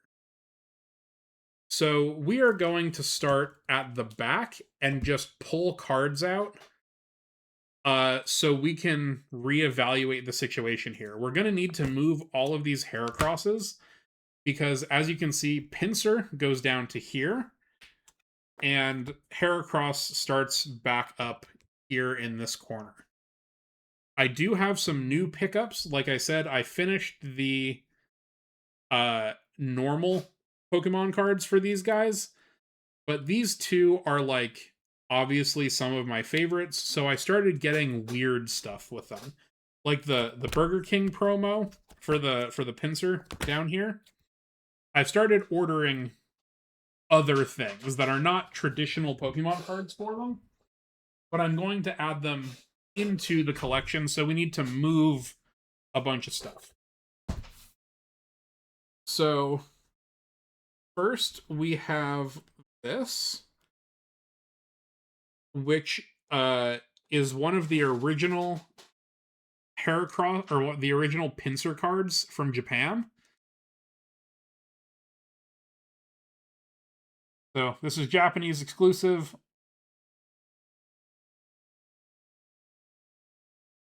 Really interesting card. Gives information about it on the back when we were still like learning what the hell Pokemon was. So I picked this up. This needs to get added. I also got the Japanese versions of these Beetle full arts. So I have both of these cards already in English, but these are the Pinsir and the Heracross full arts in Japanese. So I grabbed these. I have this one in a PSA 10. This was a birthday present to myself, was getting like a perfect copy of one of these. But adding the Japanese ones into the set, need to do that as well. We have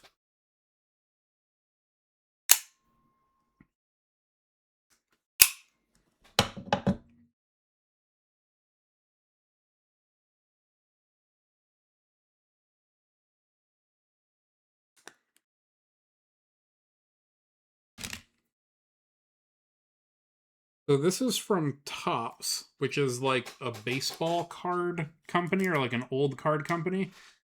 This is a Heracross versus Pinsir promo from the cartoon. See, there's the two pincers on the sides with the hair crosses flying at them. So this is from the cartoon. Grabbed this. Talks about it.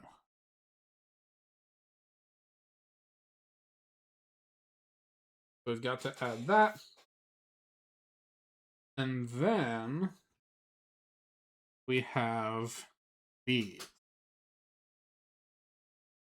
Now, you might be saying, Evan, that's Groudon and Lugia and Ho-Oh. Why are those going into your Beetle card collections? Well, these are from... That one's 2003.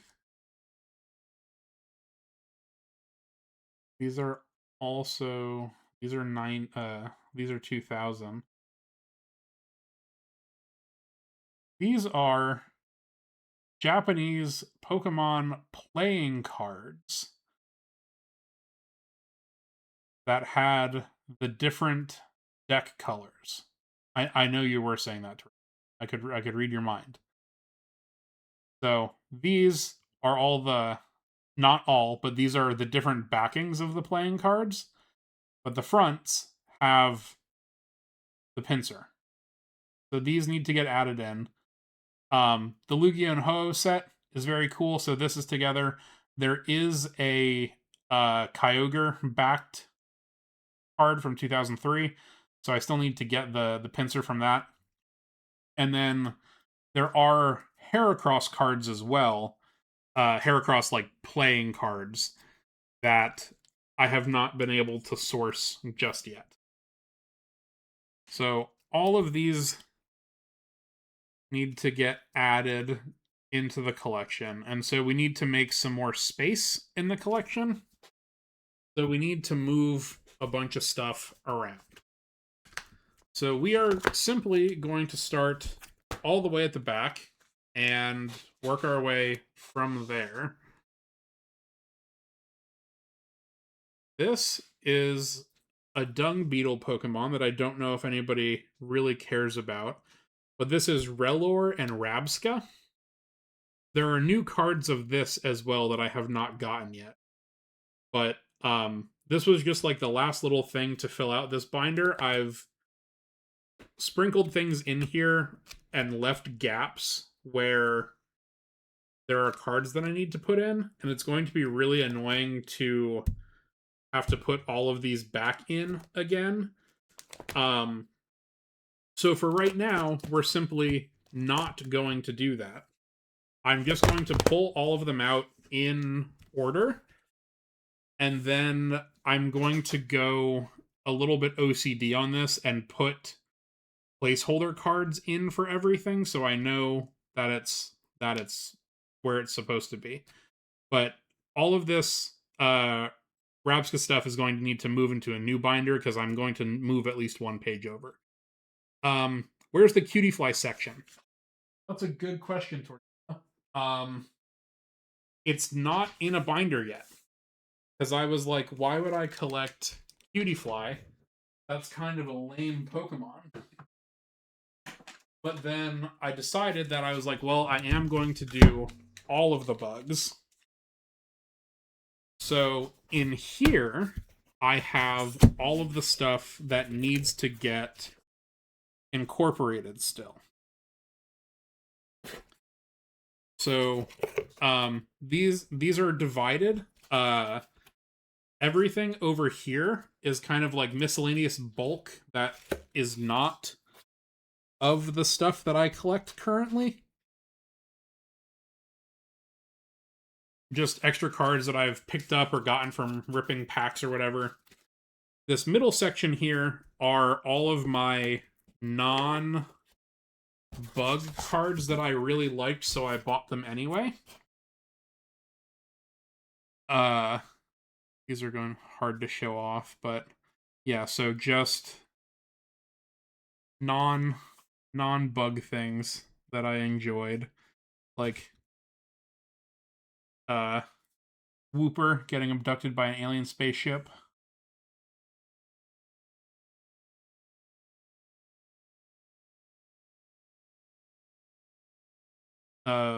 Very surprised Grimer.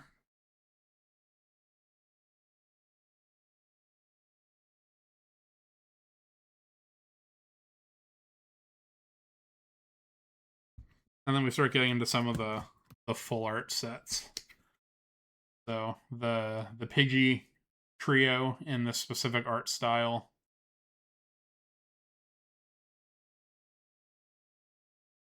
Sounds like I need a binder upgrade. I do. Granola, I actually have 3 binders as it is, and I had to take these all out of one of them because I redid one of the other ones recently. So I can show you guys that too.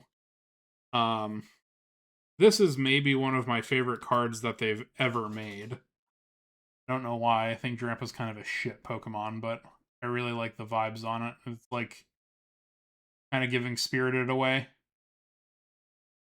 So I really like this one when I picked it up.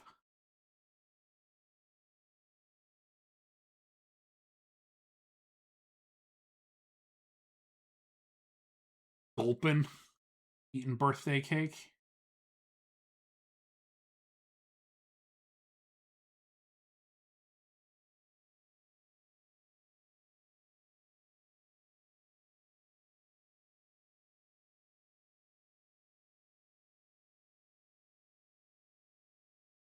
Like noir evil.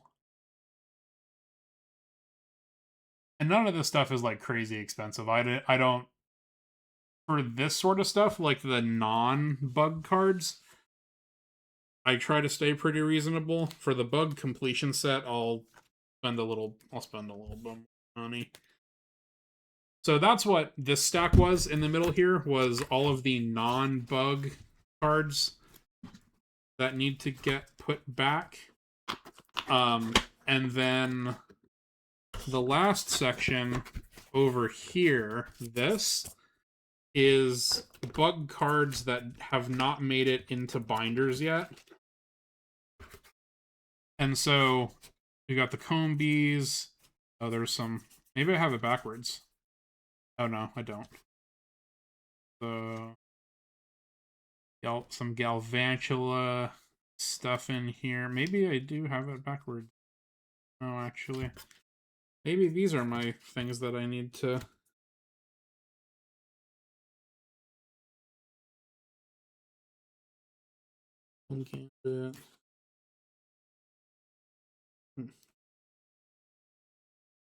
But anyway, the Cutiefly stuff is right here.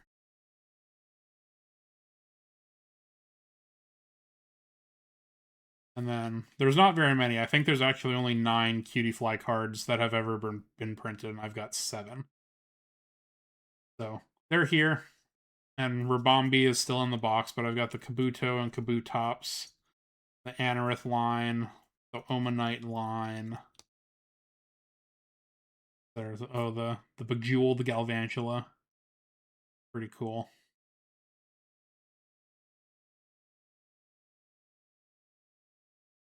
So yes, there's a lot more binder organization that I definitely need to do.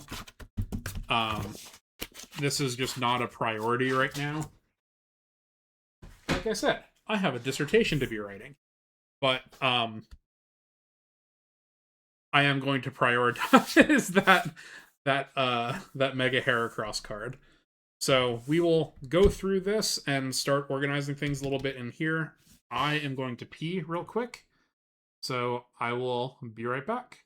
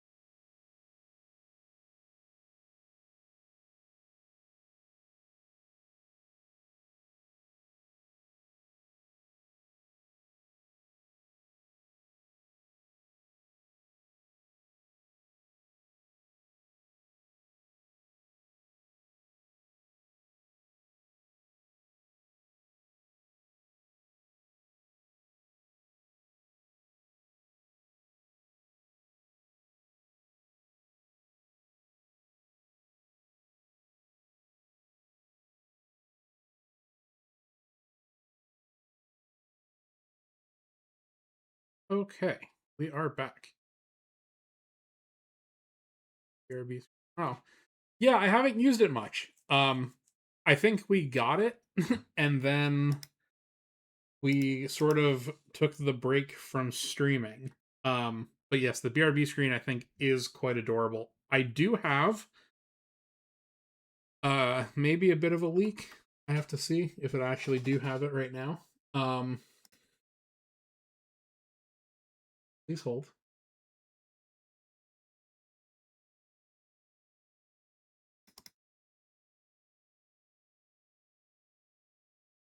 I do not have it. Okay, we're not leaking that then. There is, it's not a leak really. I think we've talked about it before. There is a starting soon screen that is going to be going with that. Um, I just have to get it from my friend who drew it up. So, new starting soon screen coming soon. Alrighty, let's start pulling cards. I guess we'll go top down. So that way when I put them back in, it makes sense. We can look at all of these before move on to the next bit. So, like I said, this is the Relor line, which is this cool dung beetle dude. I don't think it's like a super well received. Why are we not focusing? What are we doing? Here we go. We've got Relor on the dung ball. We have the reverse Relor on the dung ball. I know it's not the best like binder habit, but I do put the reverse and the regular in the same slot if I have them. So a different Relor where he's rolling the ball. And then this is Rabska, which is the evolved form of Relor. Another big little dung beetle scarab action. The Fuller Art Ska.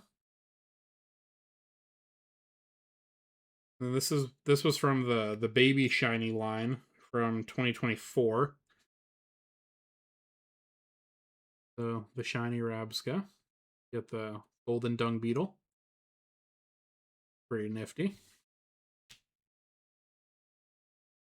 The regular here.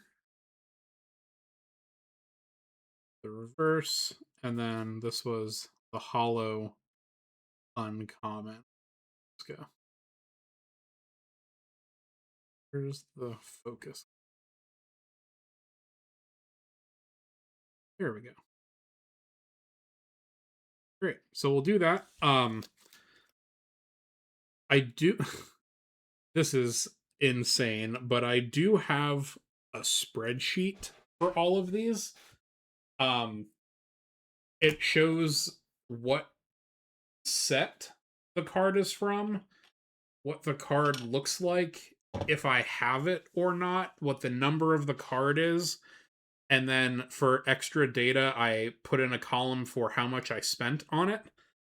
Um, you can go to this one website to get a breakdown of all the cards for a certain Pokemon. So I'll need to update these because, like I said, there are new Relor cards that have come out since we started this. Knew there were more. Dung Ball, reverse, different Dung Ball, Dung Ball reverse, shiny red.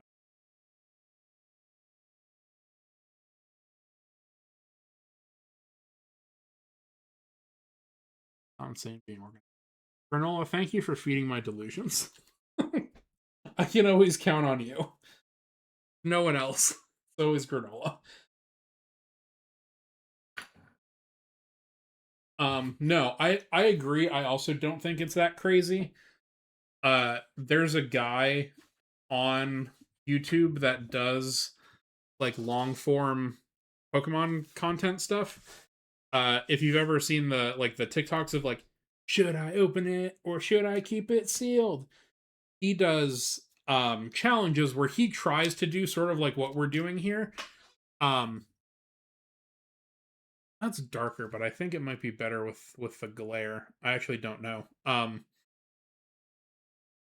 So he does all of those, and he always makes a binder like this. And like I said, like what I'm planning to do is he inserts uh it's gonna sound dumb to say it, but like he inserts to keep track of like what he has and what sets stuff are from. So he basically fills out the binder so he knows where everything goes when he has it. And I think that is a really good way of just organizing these things. And I think the little extra data of how much I spent on it is probably something that most people don't want to know. But the nice thing about collecting bugs and not collecting like fucking Charizard stuff is that bugs is pretty cheap. Almost all of these cards in here, except for the full arts and the hollows and stuff, are out of the bulk like quarter bins at your local card stores. So some of the cards do get expensive, and over in the Scizor and Scyther section of the other binder that I have, some of that shit gets expensive.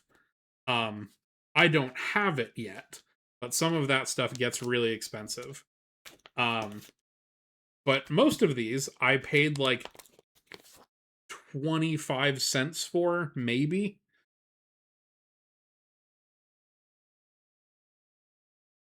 And that's the cool thing about having a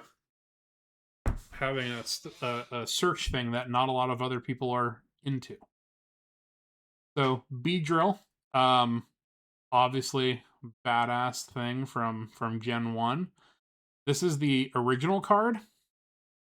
This is from base set 2, and so you can tell because this little symbol here in the corner is different. And so even though these are the same card, like the same art, it's a different set. So I have a duplicate, or I have this one as well. And so that's where the numbers down here on the bottom corners come into play.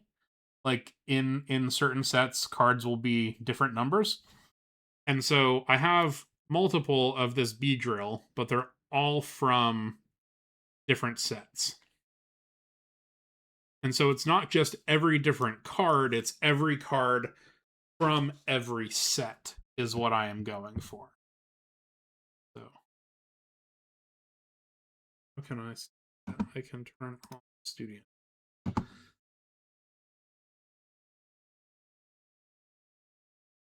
feel like this reflection is pretty annoying, but gotta keep the cards protected.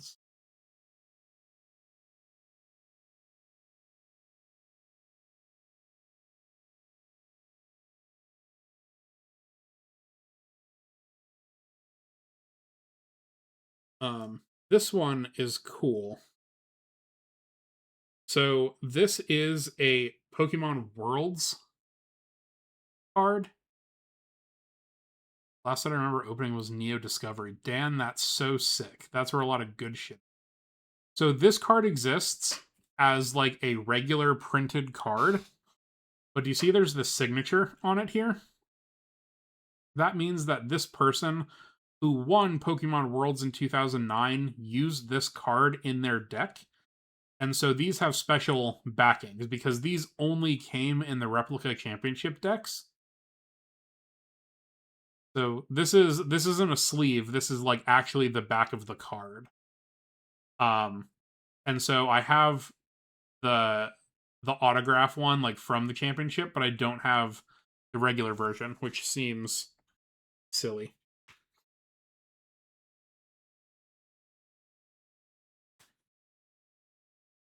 And there's a lot of stuff like that that comes up with the cards, um, in terms of, like, making sure you have everything. Some people are, like, super maximalist about it, and they have to have all of the reverse hollows as well. I do not have to have all the reverse hollows. I just want the card. Um, so I don't need every single reverse hollow as well, but kind of doing the master set like that gets people real into stuff. Um, this is Koga's Kakuna, which this was a 2000 Wizard of the Coast card that came out. This one is a little bit further back in the pile because it's a trainer card. So this is Koga's Kakuna, as opposed to it just being labeled as a regular Kakuna. This is one specifically that was from this trainer. This is from the Gym Heroes set. So all of the things in here had like trainer names attached to the Pokemon. So even though this is a fairly early card, it's not just a base Kakuna. It's a Koga's Kakuna, so that's why that one is last in its set.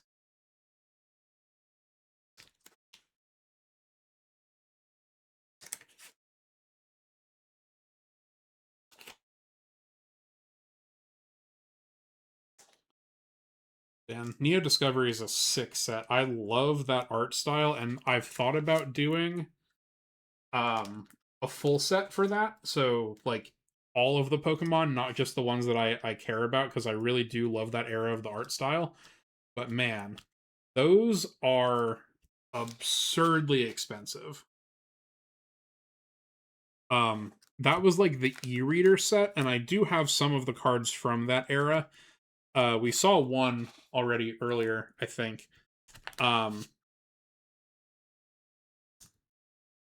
But there was like a gimmick where you could scan the cards and it did something in the game. So like this pincer here that has the magnet strip down the side. Here, this guy. The little E star in the side here. Because of that, it is a really expensive set to like buy the stuff from. So I don't think we're ever gonna get there. But it is a nice thought. So then here are the Kakunas. So base set 2, you can see the different symbol there. This was Generations, which is reprinted of base set in 2016. So this is like, this set was an exact reprint of the first set, but it's just newer, obviously.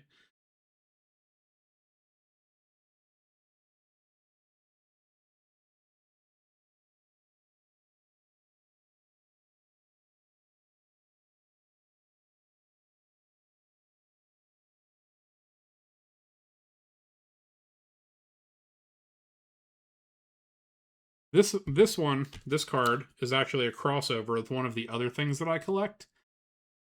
So it's for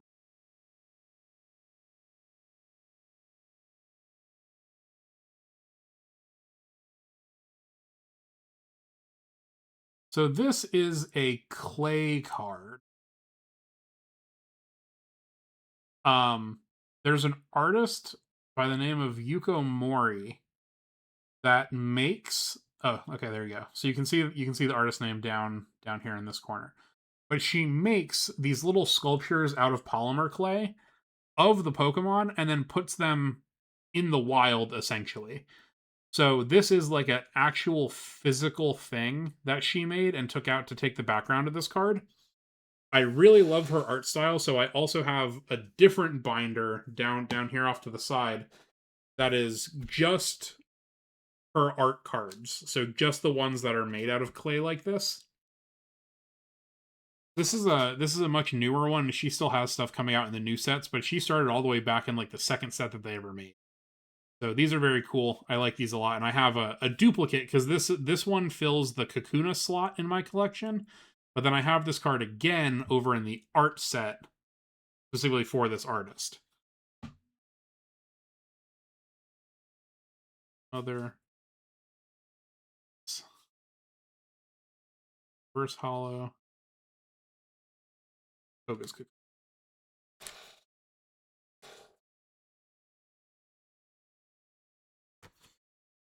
And since we're working backwards, pretty obviously the next thing is going to be Weedles, which is the pre-evolution for all of that stuff. So again, we've got a Koga's Weevil, and then we just move backwards through time through all of these different sets. This is my favorite Weedle that exists. Weedle on a leaf. Really like this guy.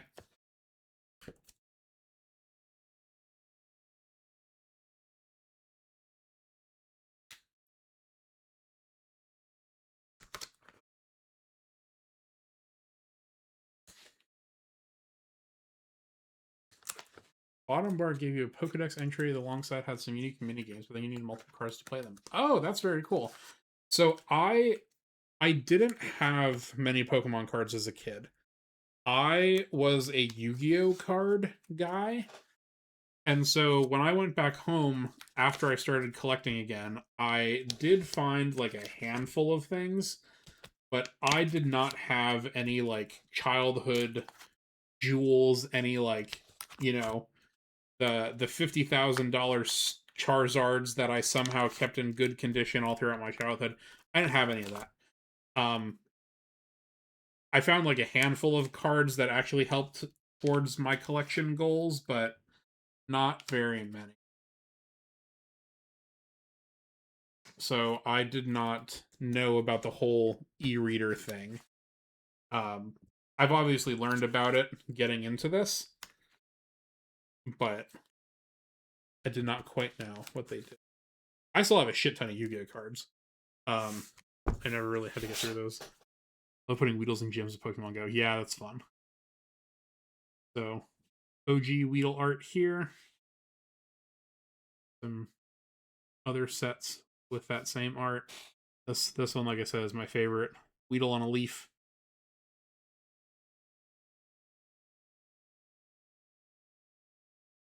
Gold-plated Togepi from Burger King in 1999. Sick. So this one's from 2004, 2005, 2008, 2009, and don't see the year on this one, but it was after that. I need to flip this around. So these my outside these are double sleeved. So the card is in a Voltex Exact Fit penny sleeve, and then these outside sleeves have this dot on them. And so the dot I want on the back of the card, so I can't see it. It's not obscuring the art. That one was on the front, so I had to switch it over real quick. I roll gold. It's very.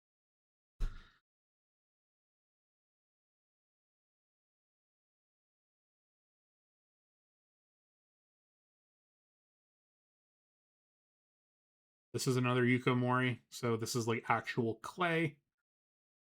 Put out some leaves. This one I like because it's got a Heracross in it as well. There's a Weevil training there with a Heracross. Beat people up.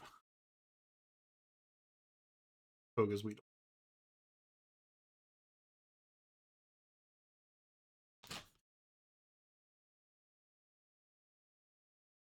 Togepi is my favorite. That's base tortilla. I this is maybe an embarrassing confession, but do you ever see those like videos of people going to the Pokemon store in Japan? And they're like, wow, every Pokemon really is somebody's favorite. And it's like all the different people shopping around that have a plushie or whatever of whatever their favorite Pokemon is, even though they're like the uncommon ones that people like. Um, those those make me extremely happy. I love seeing that because every Pokemon is somebody's favorite, and I think that's fucking adorable. Just put your nephew to bed. He knows how to watch Evan's rated guy. That's incredible, Marie. I love that. Full Togepi bind. Interesting.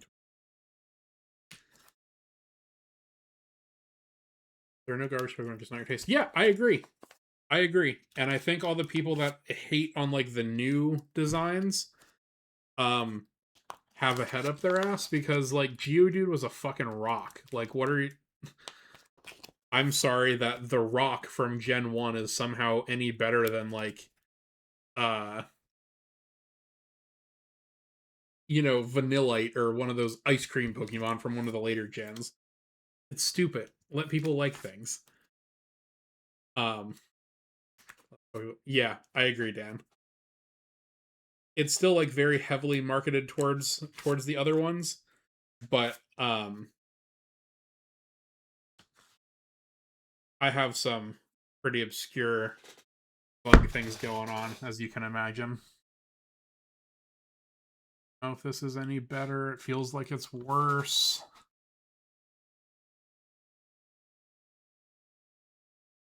Cameramanning this is really kind of pissing me off if I'm being honest.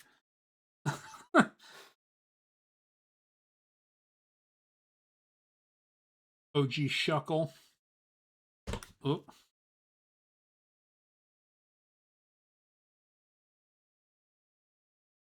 OG Shuckle. Clay card Shuckle.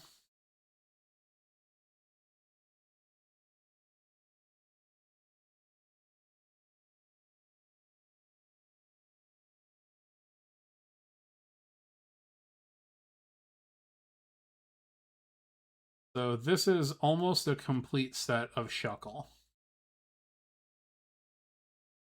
I have all of the normal Shuckle cards, but there are 3 full arts of Shuckle that are ridiculously expensive for like seemingly no reason. Shuckle is a based pick for Pokemon Serenade. I agree. He is very, very cool. Um,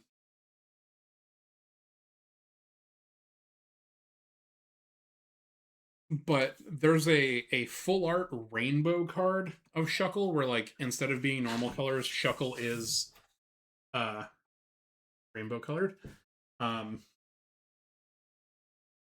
maybe this will work. If I don't have the reflection from the key light, maybe it'll be easier on this. Um,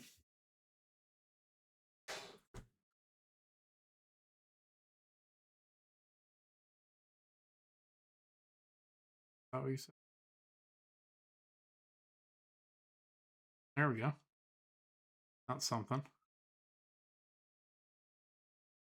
Maybe we can get this to work. Yeah, there's not that many Shuckle cards. I'm missing 3 from this. Um, Shuckle is a phenomenal Pokemon, and probably I would say is one of, if not the best shinies that exists. I'm pulling up my Pokemon Go because you guys got to see my shiny Shuckle.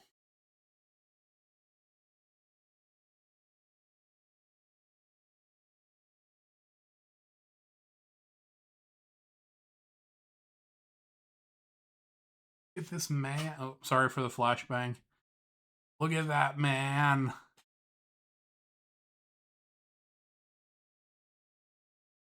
Shiny Shuckle is fucking sick.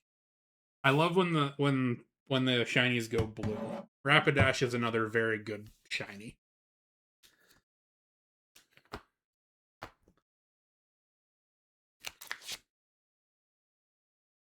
But yes, Shuckle, excellent, excellent shiny.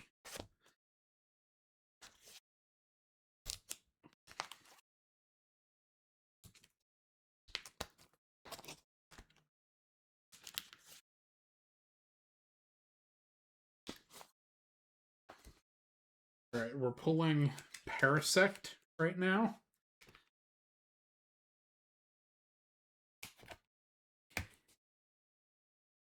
Why is that? Good thing I have like 30 Shuckle today. Is there an event? This is my... This was a case that I got a pocket knife in. But I have turned it into my little Pokemon card supply kit. So in here I've got my sleeves and my bigger sleeves and whatnot. So whenever I'm processing cards, I have this here with me. And I just found one that was only in the inner sleeve. I had to pull this out so I can get another.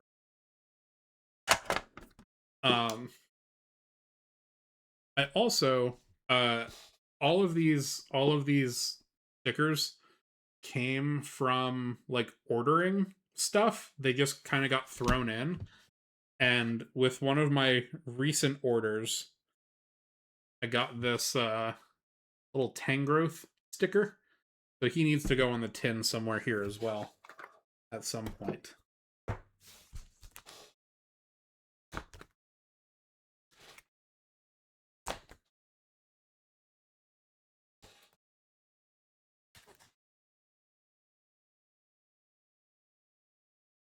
I think it's an event everywhere. Interesting.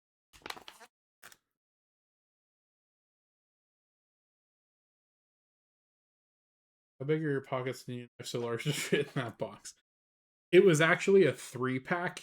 Gerber tends to put out these like 3-packs of things around Christmas. So there were 3 knives in here.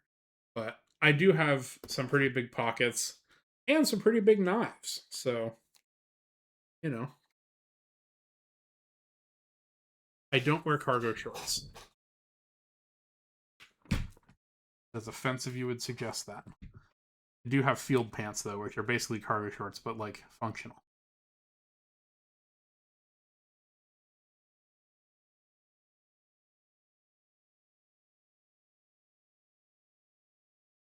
Parasect. So base set 2. Oh, I have these backwards, don't I? Yep, sure do. Alright. Base set 2.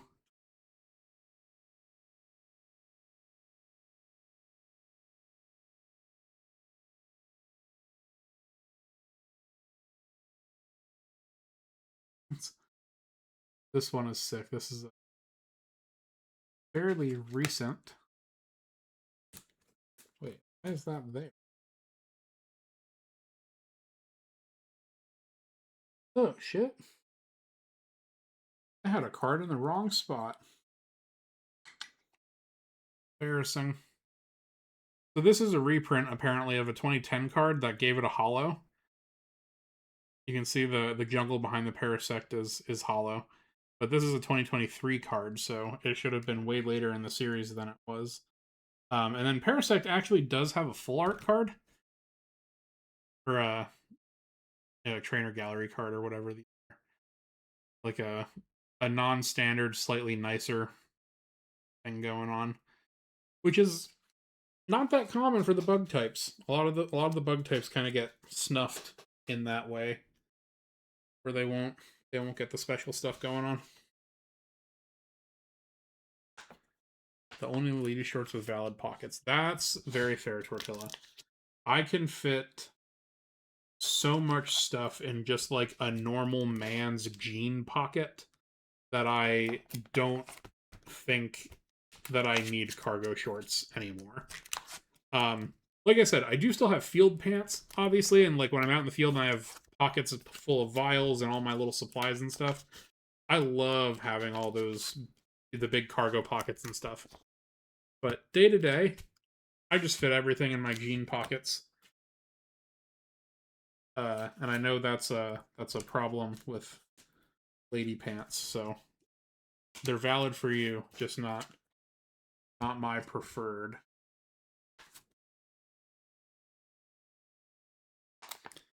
Here's another one of those e-reader cards. Paris from that era.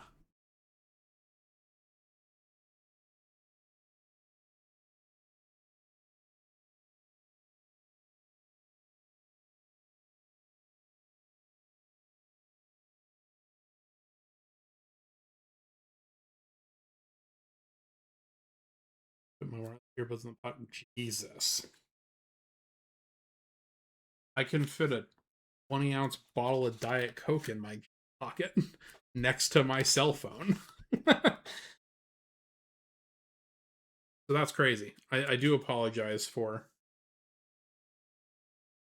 the patriarchy, and not giving you pockets.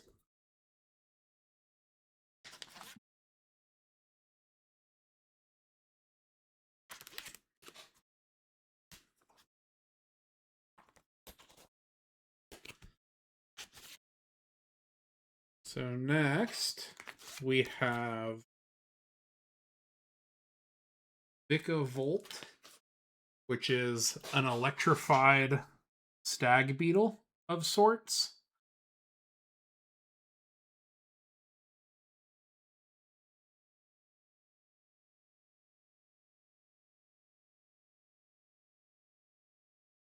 Has a surprising number of like full art cards for being kind of a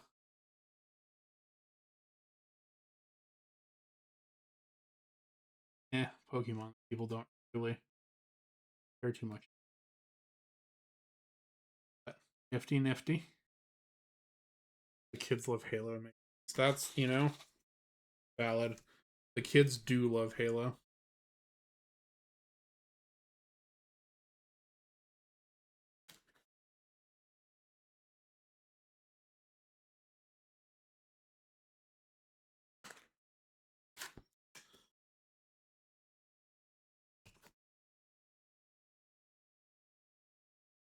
Vikavolt evolves from Charge-a-Bug.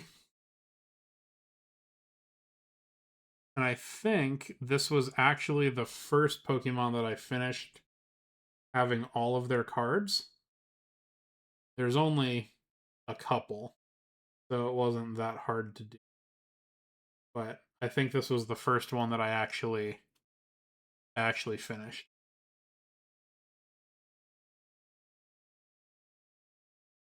He's got a little full art one where he's powering the campsite, which is very cute.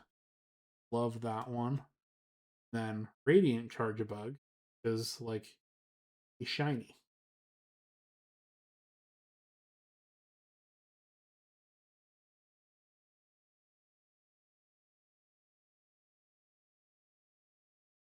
And then we've got Grubbin. Not to be confused with Gulpin. That's a different Pokemon. That's not a bug. But Grubbin was one of the first things that I ran into trying to complete the set, where there was a McDonald's promo. McDonald's apparently gives away Pokemon cards every now and again. And the completionist in me, needing all of the different versions of all of these cards, sometimes the cards come in a set of like, oh yeah, there are a dozen cards that are from this McDonald's set, and it's the same card.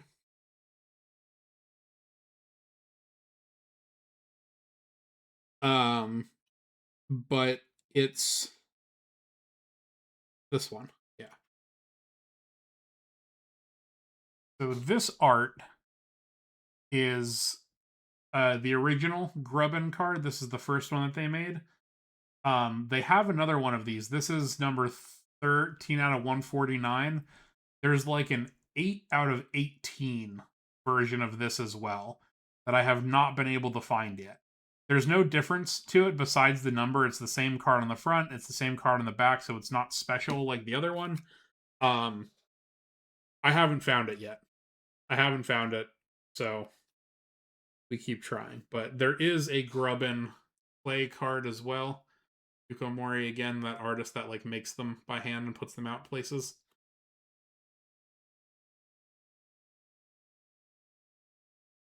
That's exciting. Build-A-Bear cards. Build-A-Bear Pokemon cards?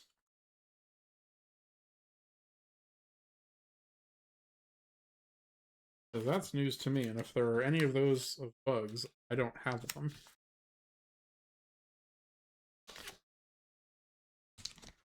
No bugs. Oh, thank God.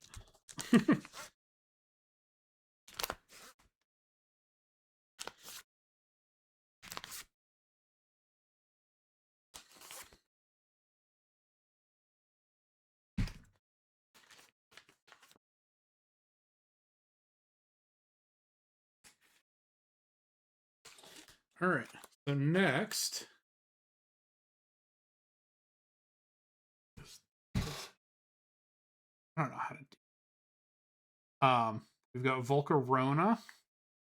So this evolves from Larvesta, which is like a little fire caterpillar. So this is like a big volcano fire silk moth. I was walking one of these fuckers in Pokemon Go forever because they require 400 candies to evolve.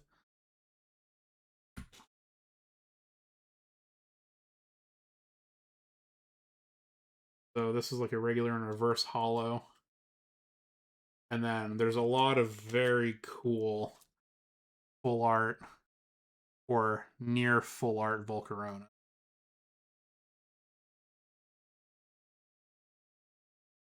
But then, so this is one of those rainbow cards. Like I was explaining that there are for the Shuckles. There's this Volcarona one, which is pretty nifty. Volcarona V. Different Volcarona V. All right. And then they started getting into this weird shit. I did not know what was happening when these came out, and I started off by not collecting these. But there is this like ancient Pokemon mechanic now where they take existing things and they make them either ancient or futuristic. And so Volcarona, the ancient one, is called Slitherwing. And then the futuristic one is called Ironmoth. I still don't understand how this mechanic works in the game. I wasn't initially collecting these because I thought they were different Pokemon, but they have like it's based on Volcarona. So there's only like these 6, so it's not a lot going on. So I just kind of like went with it, but it is like Alolan Farms, but I don't fully understand how it works.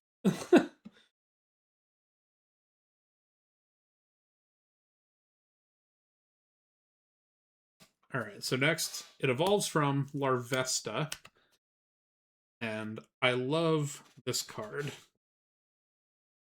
This is the full art Larvesta they've got going on.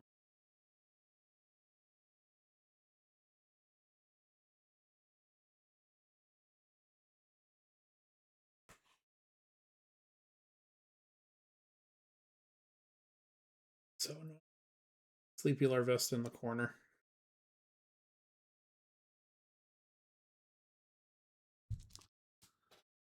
Airbird to use. Yeah, okay.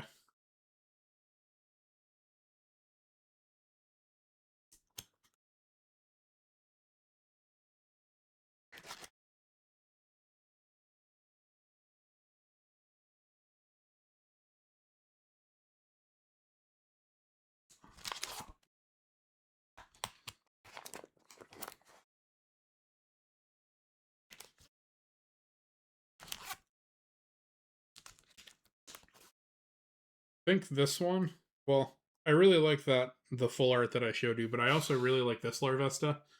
Because it's the only one with a green background. All the rest of them are red because this is a fire type.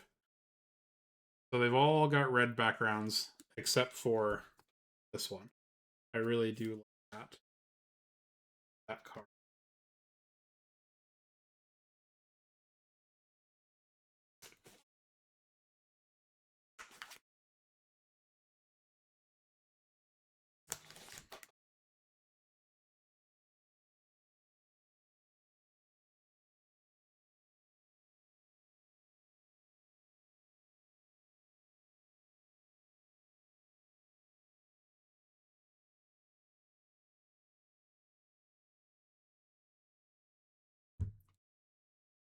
Rearranging.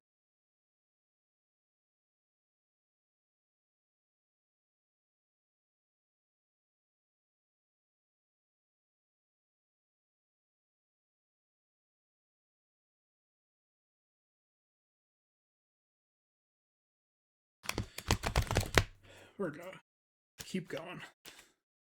A lot more than I've. All right, cool. So back to Gen 1.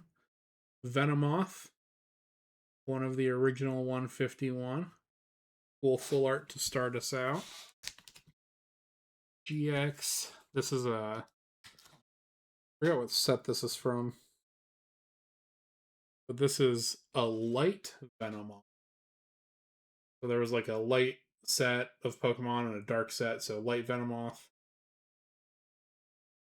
Like, can we talk about how annoying the whole Scatterbug to Spupa to Vivillon? Yes, we can.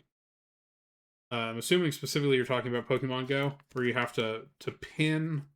So Vivillon is a butterfly that evolves from Spupa, which evolves from Scatterbug. It is a worldwide Pokemon. Bird, hello. You have missed the birds, and we are now talking about Pokemon.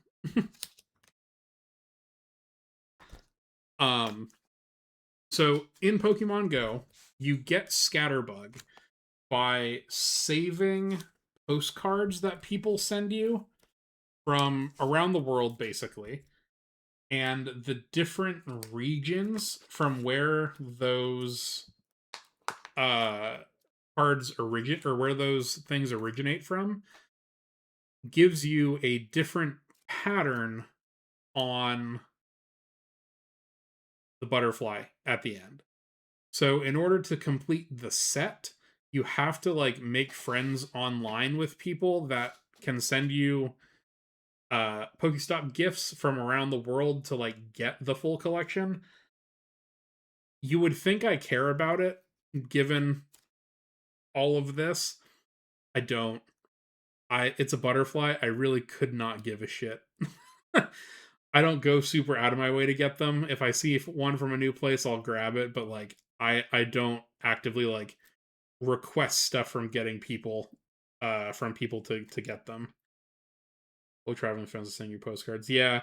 I was believe me, I was a hot commodity when I went to Thailand 2 summers ago. I got a couple things over there that were new. I also, when I went to Mexico, um I was able to get Palucha and Maractus, which were ones that we couldn't get elsewhere. So I caught a bunch of them and brought them back for my friends. So Venomoth, the OG card, a second copy. This is not an instance where there was a reprint or anything. These are actually just the same card, except this was the first one that I bought, and it is beat to shit.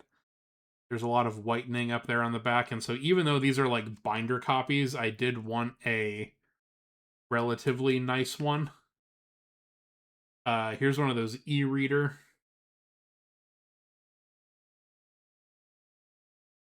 The e-reader Venonats. I went to Thailand. Bird crazy.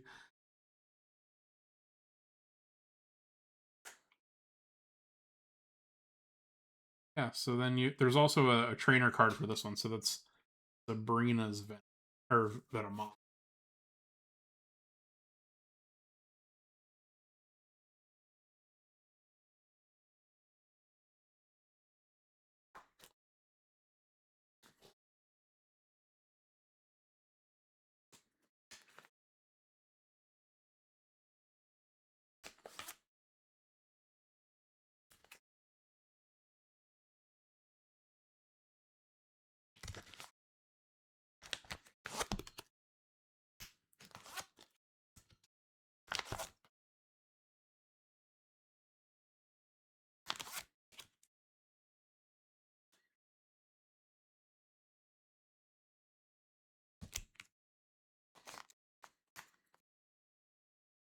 All right. So I know I said I did not have a lot uh of things from my childhood. This is one of them. So when I went back home, I went through some of my old stuff and I did find a jungle Venonat.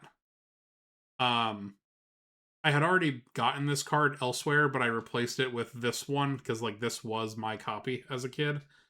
And so it is in remarkably nice shape for having been owned by a child. This is not like an expensive card or anything, but one of my one of my childhood ones that I was able to still have. Um, there's a clay card of this one too. I love how much overlap there is between like the ones that I collect and also this like clay art style. So little Venonat in the grass I think is very cute. But I think my favorite Venonat card probably this one where it's trying to climb the tree. I think this one's just so fun. This is like an early one. I think this is from like 2.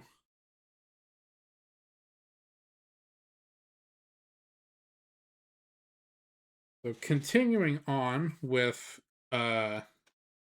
your Gen 1 bug fiends. Moving into Butterfree.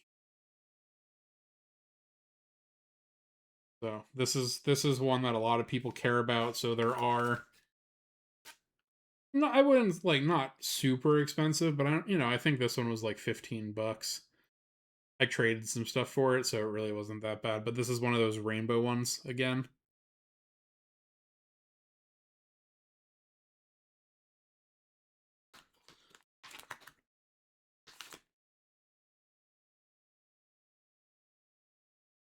So even though this is a Gen 1 card, a Gen 1 Pokemon, uh, it is still getting new cards in new sets all the time.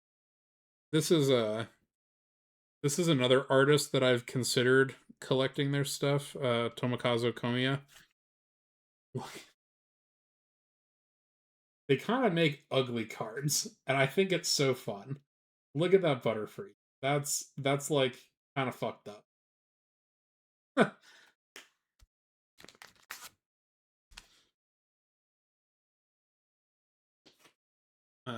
One of the special e-reader cards. This is from Aquapolis or Neo Destiny. I forget which one.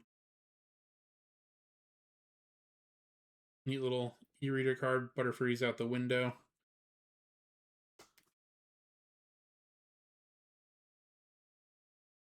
The You Got Games Butterfree.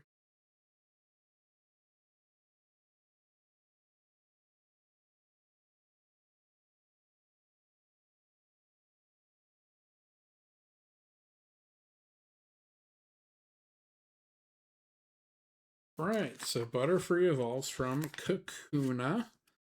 That is our next thing that we're moving out. And this is also where I get to show you one of the other types of cards that I collect.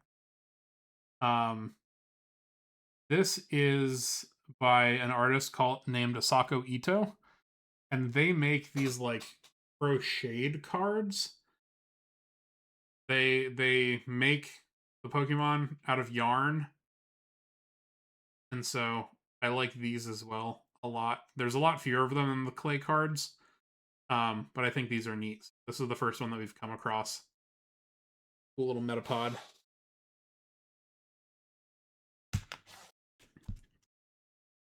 And I think out of all the ones that I do collect, Metapod is actually the only one that has a knit card and a clay card.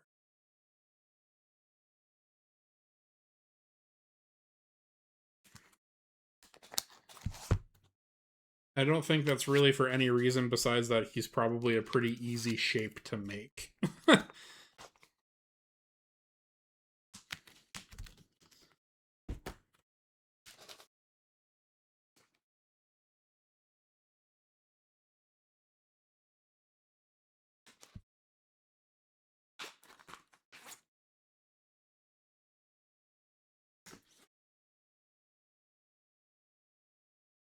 All right. Know about Metapod? Comes before Metapod. Caterpie. So this is the full art Caterpie. Very exciting that this got made. The Gen 1 bugs don't get a whole lot of love, but this was a cool set that came out in 2019. No, 2023. Way newer. But yeah, full art bug. Very exciting.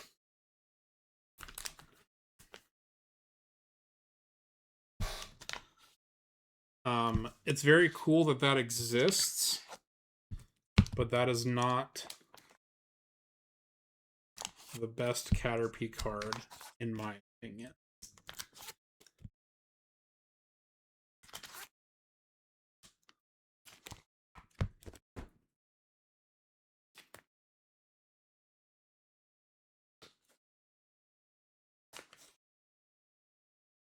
This one is my.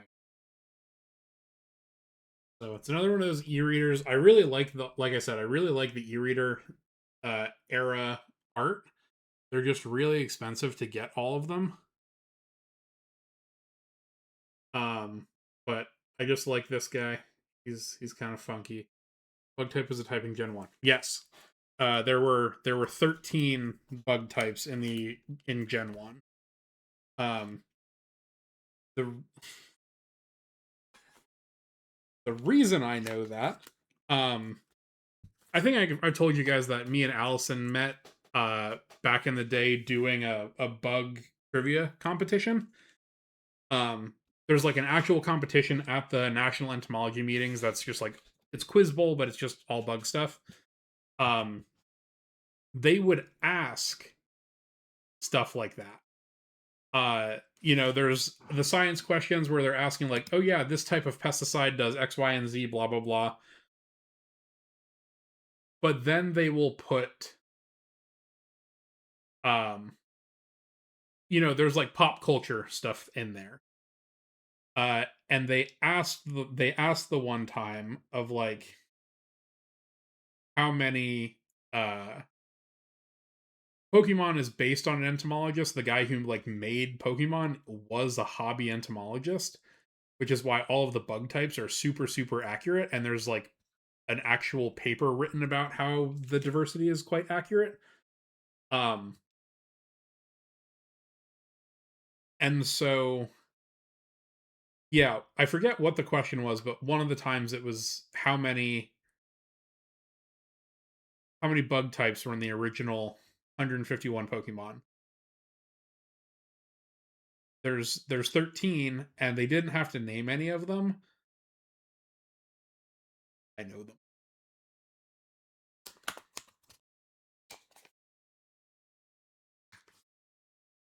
All right, so we are getting back up to the front now. We are in the Heracross section. So remember, this one is fake. This is currently a placeholder, but this is real. We're just gonna pull these out, and then I think we are going to wrap it up for the evening. Started a bit late today, so I'm getting a little sleepy. But in here, I have that the full art Heracross. So cool guy here. And then remember I just got the Japanese version of it.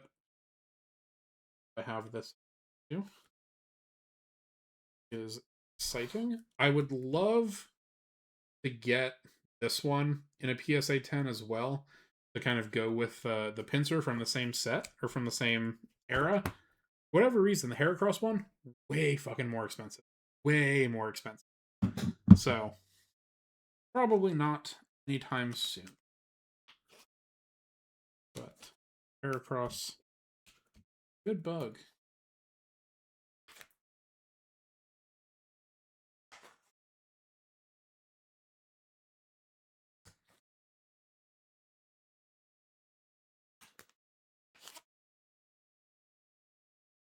And I think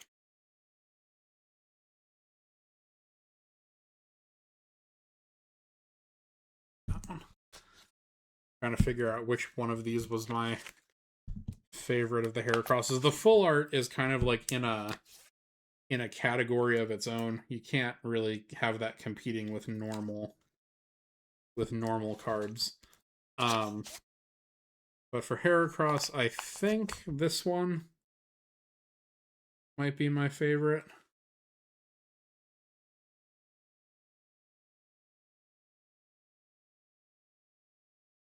It's a hollow. You can see the sparkles in the back there. I just really like it. But it is also quite hard to beat the OG that I showed at the beginning of stream. The one where the Beetles go across each other. They're fighting. The original Heracross card where he is fighting the Pinsir.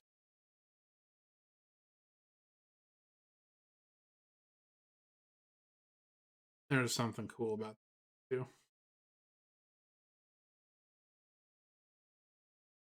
Hard to beat that one, I think. All right, sick. So now we are back to the Pinsir set. I will have to move some stuff in here, but I have moved everything that I need to. I need to print the Heracross. Ooh. Is that really the best you got, Tortilla? Not your finest work, I don't think.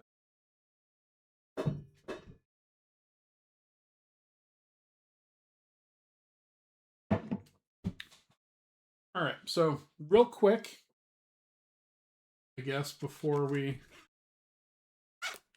I call it here, this is one of the other binders. This has got my Scythers.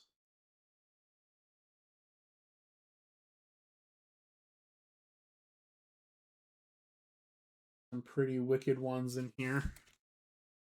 And then Scizor starts down here. And there's a lot of empty space because a lot of these Scizors are kind of expensive.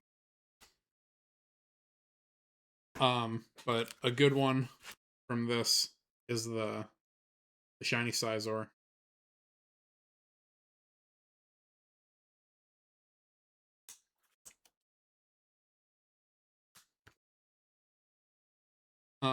And then this also starts some of the other early stuff, like your Weedle or your Wurmple, and your Cascoons and Silcoons and Beautyfly type things. This is one of my favorite blue ones, or one of the favorite cards from this binder. It's the Durant full art. So this is kind of cool. Pretty expensive when I picked it up, but I would like 2 more of these. Because if you look at like how the ones in the front and the back are cut, if you line them up, it looks like there's like the row of ants marching. So if I can find a good deal on some more of these, I would like to get 2 more to have them, which would be cool. And then get towards backs. Got Spinarak. Excellent stuff.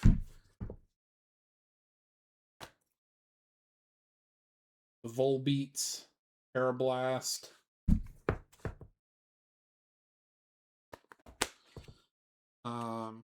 The Ninkadas and Shedinjas.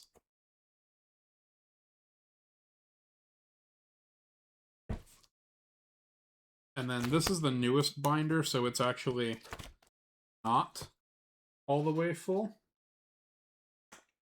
So we'll be able to do some expansion into this one at some point.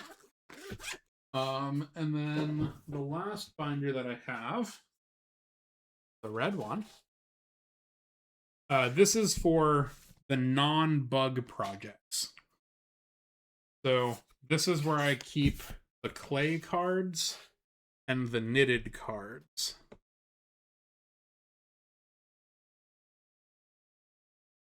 So the early Yuko Moris.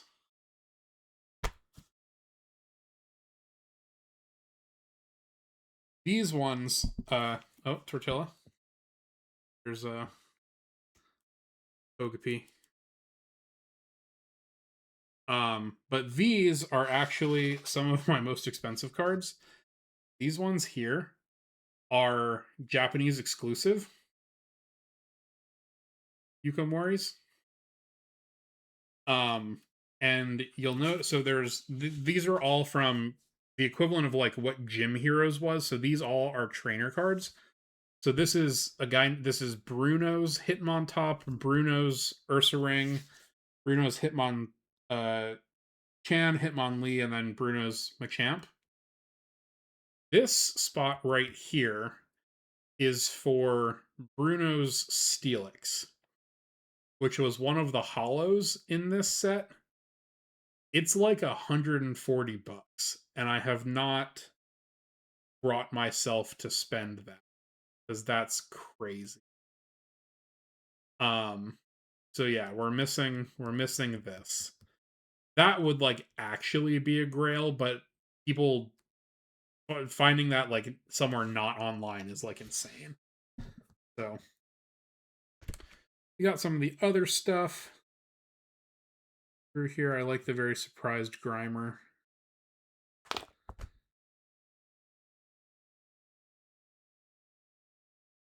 And there's also a bunch of like Japanese exclusive Pikachus that'll come up here.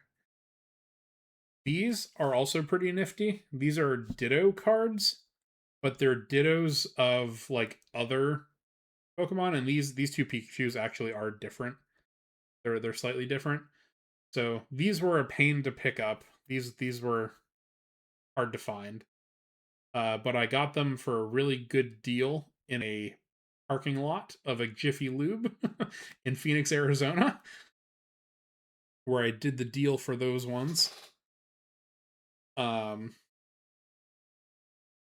cute one up here.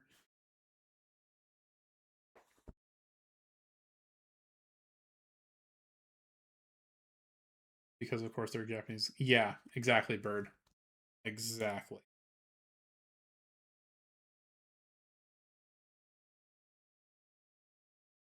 So the newer ones we've kind of figured out, but I had to redo this recently. I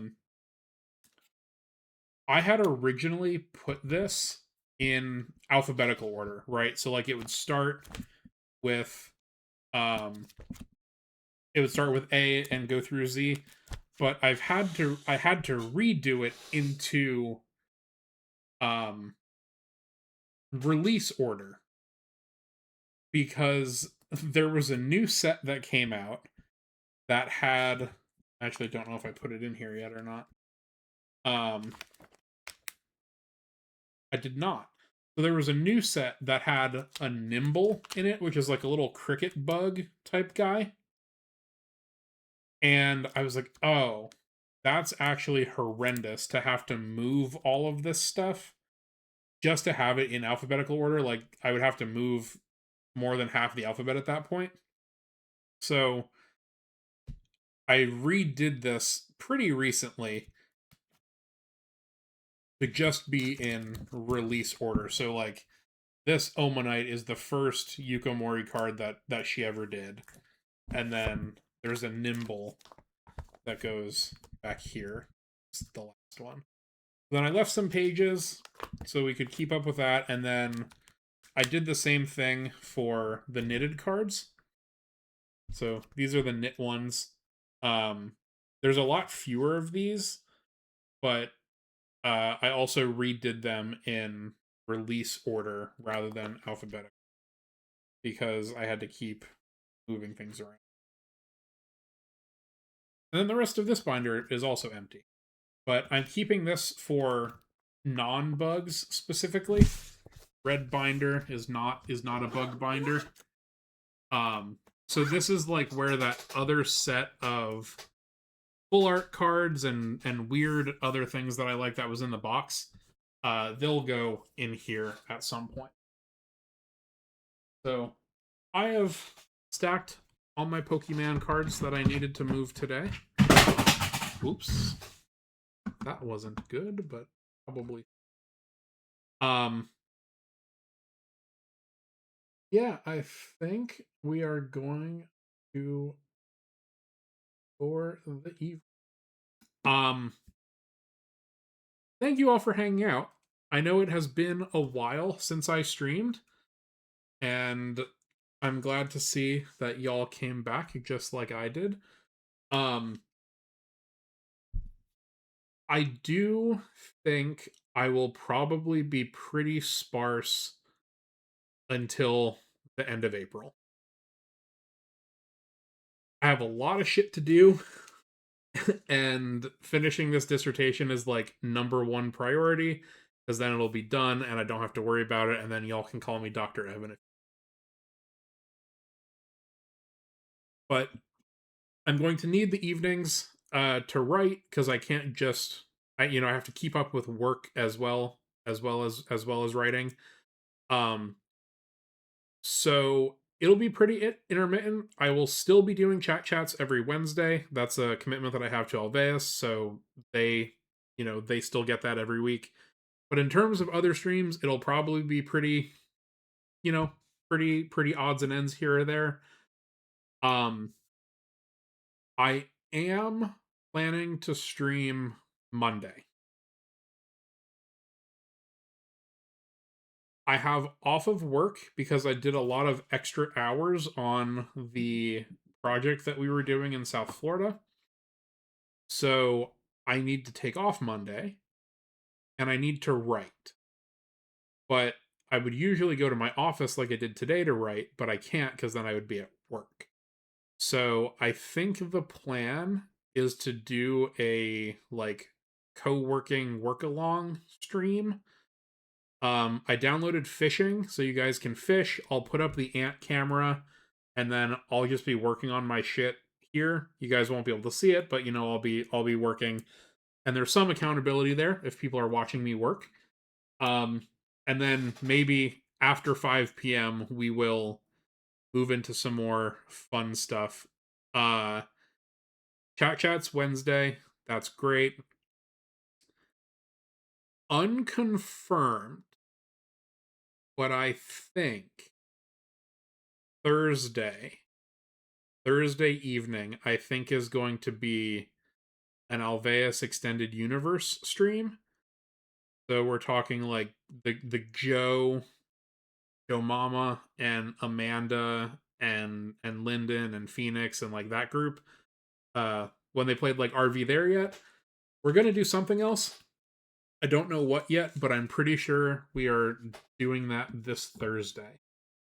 Um, and aside from that, check the Discord for when I go live. The notifications do exist and populate in there. So if you're interested, you can get the notifications there. But other than that, we will probably be pretty intermittent until April. But after that, we'll hopefully be back to normal scheduling, and hopefully it will be uh bigger and better streams, and I don't have to have this dissertation looming, and we can do fun stuff seemingly uninhibited. So thank you again for coming to hang out this evening. My wondrous return after a couple weeks away. But I did want to hop on and make sure that I talked to you guys for a bit, and also kind of let you know what was going to be coming up. So thanks everyone. Thanks for hanging out. I'm going to send y'all home, as you can imagine. Have fun watching the Aminals. And I will see you around. How did I fuck But oh, I don't need this.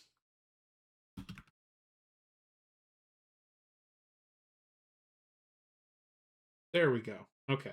I know Elveus. I know how to get us there. All right. Bye, everyone. See you next time.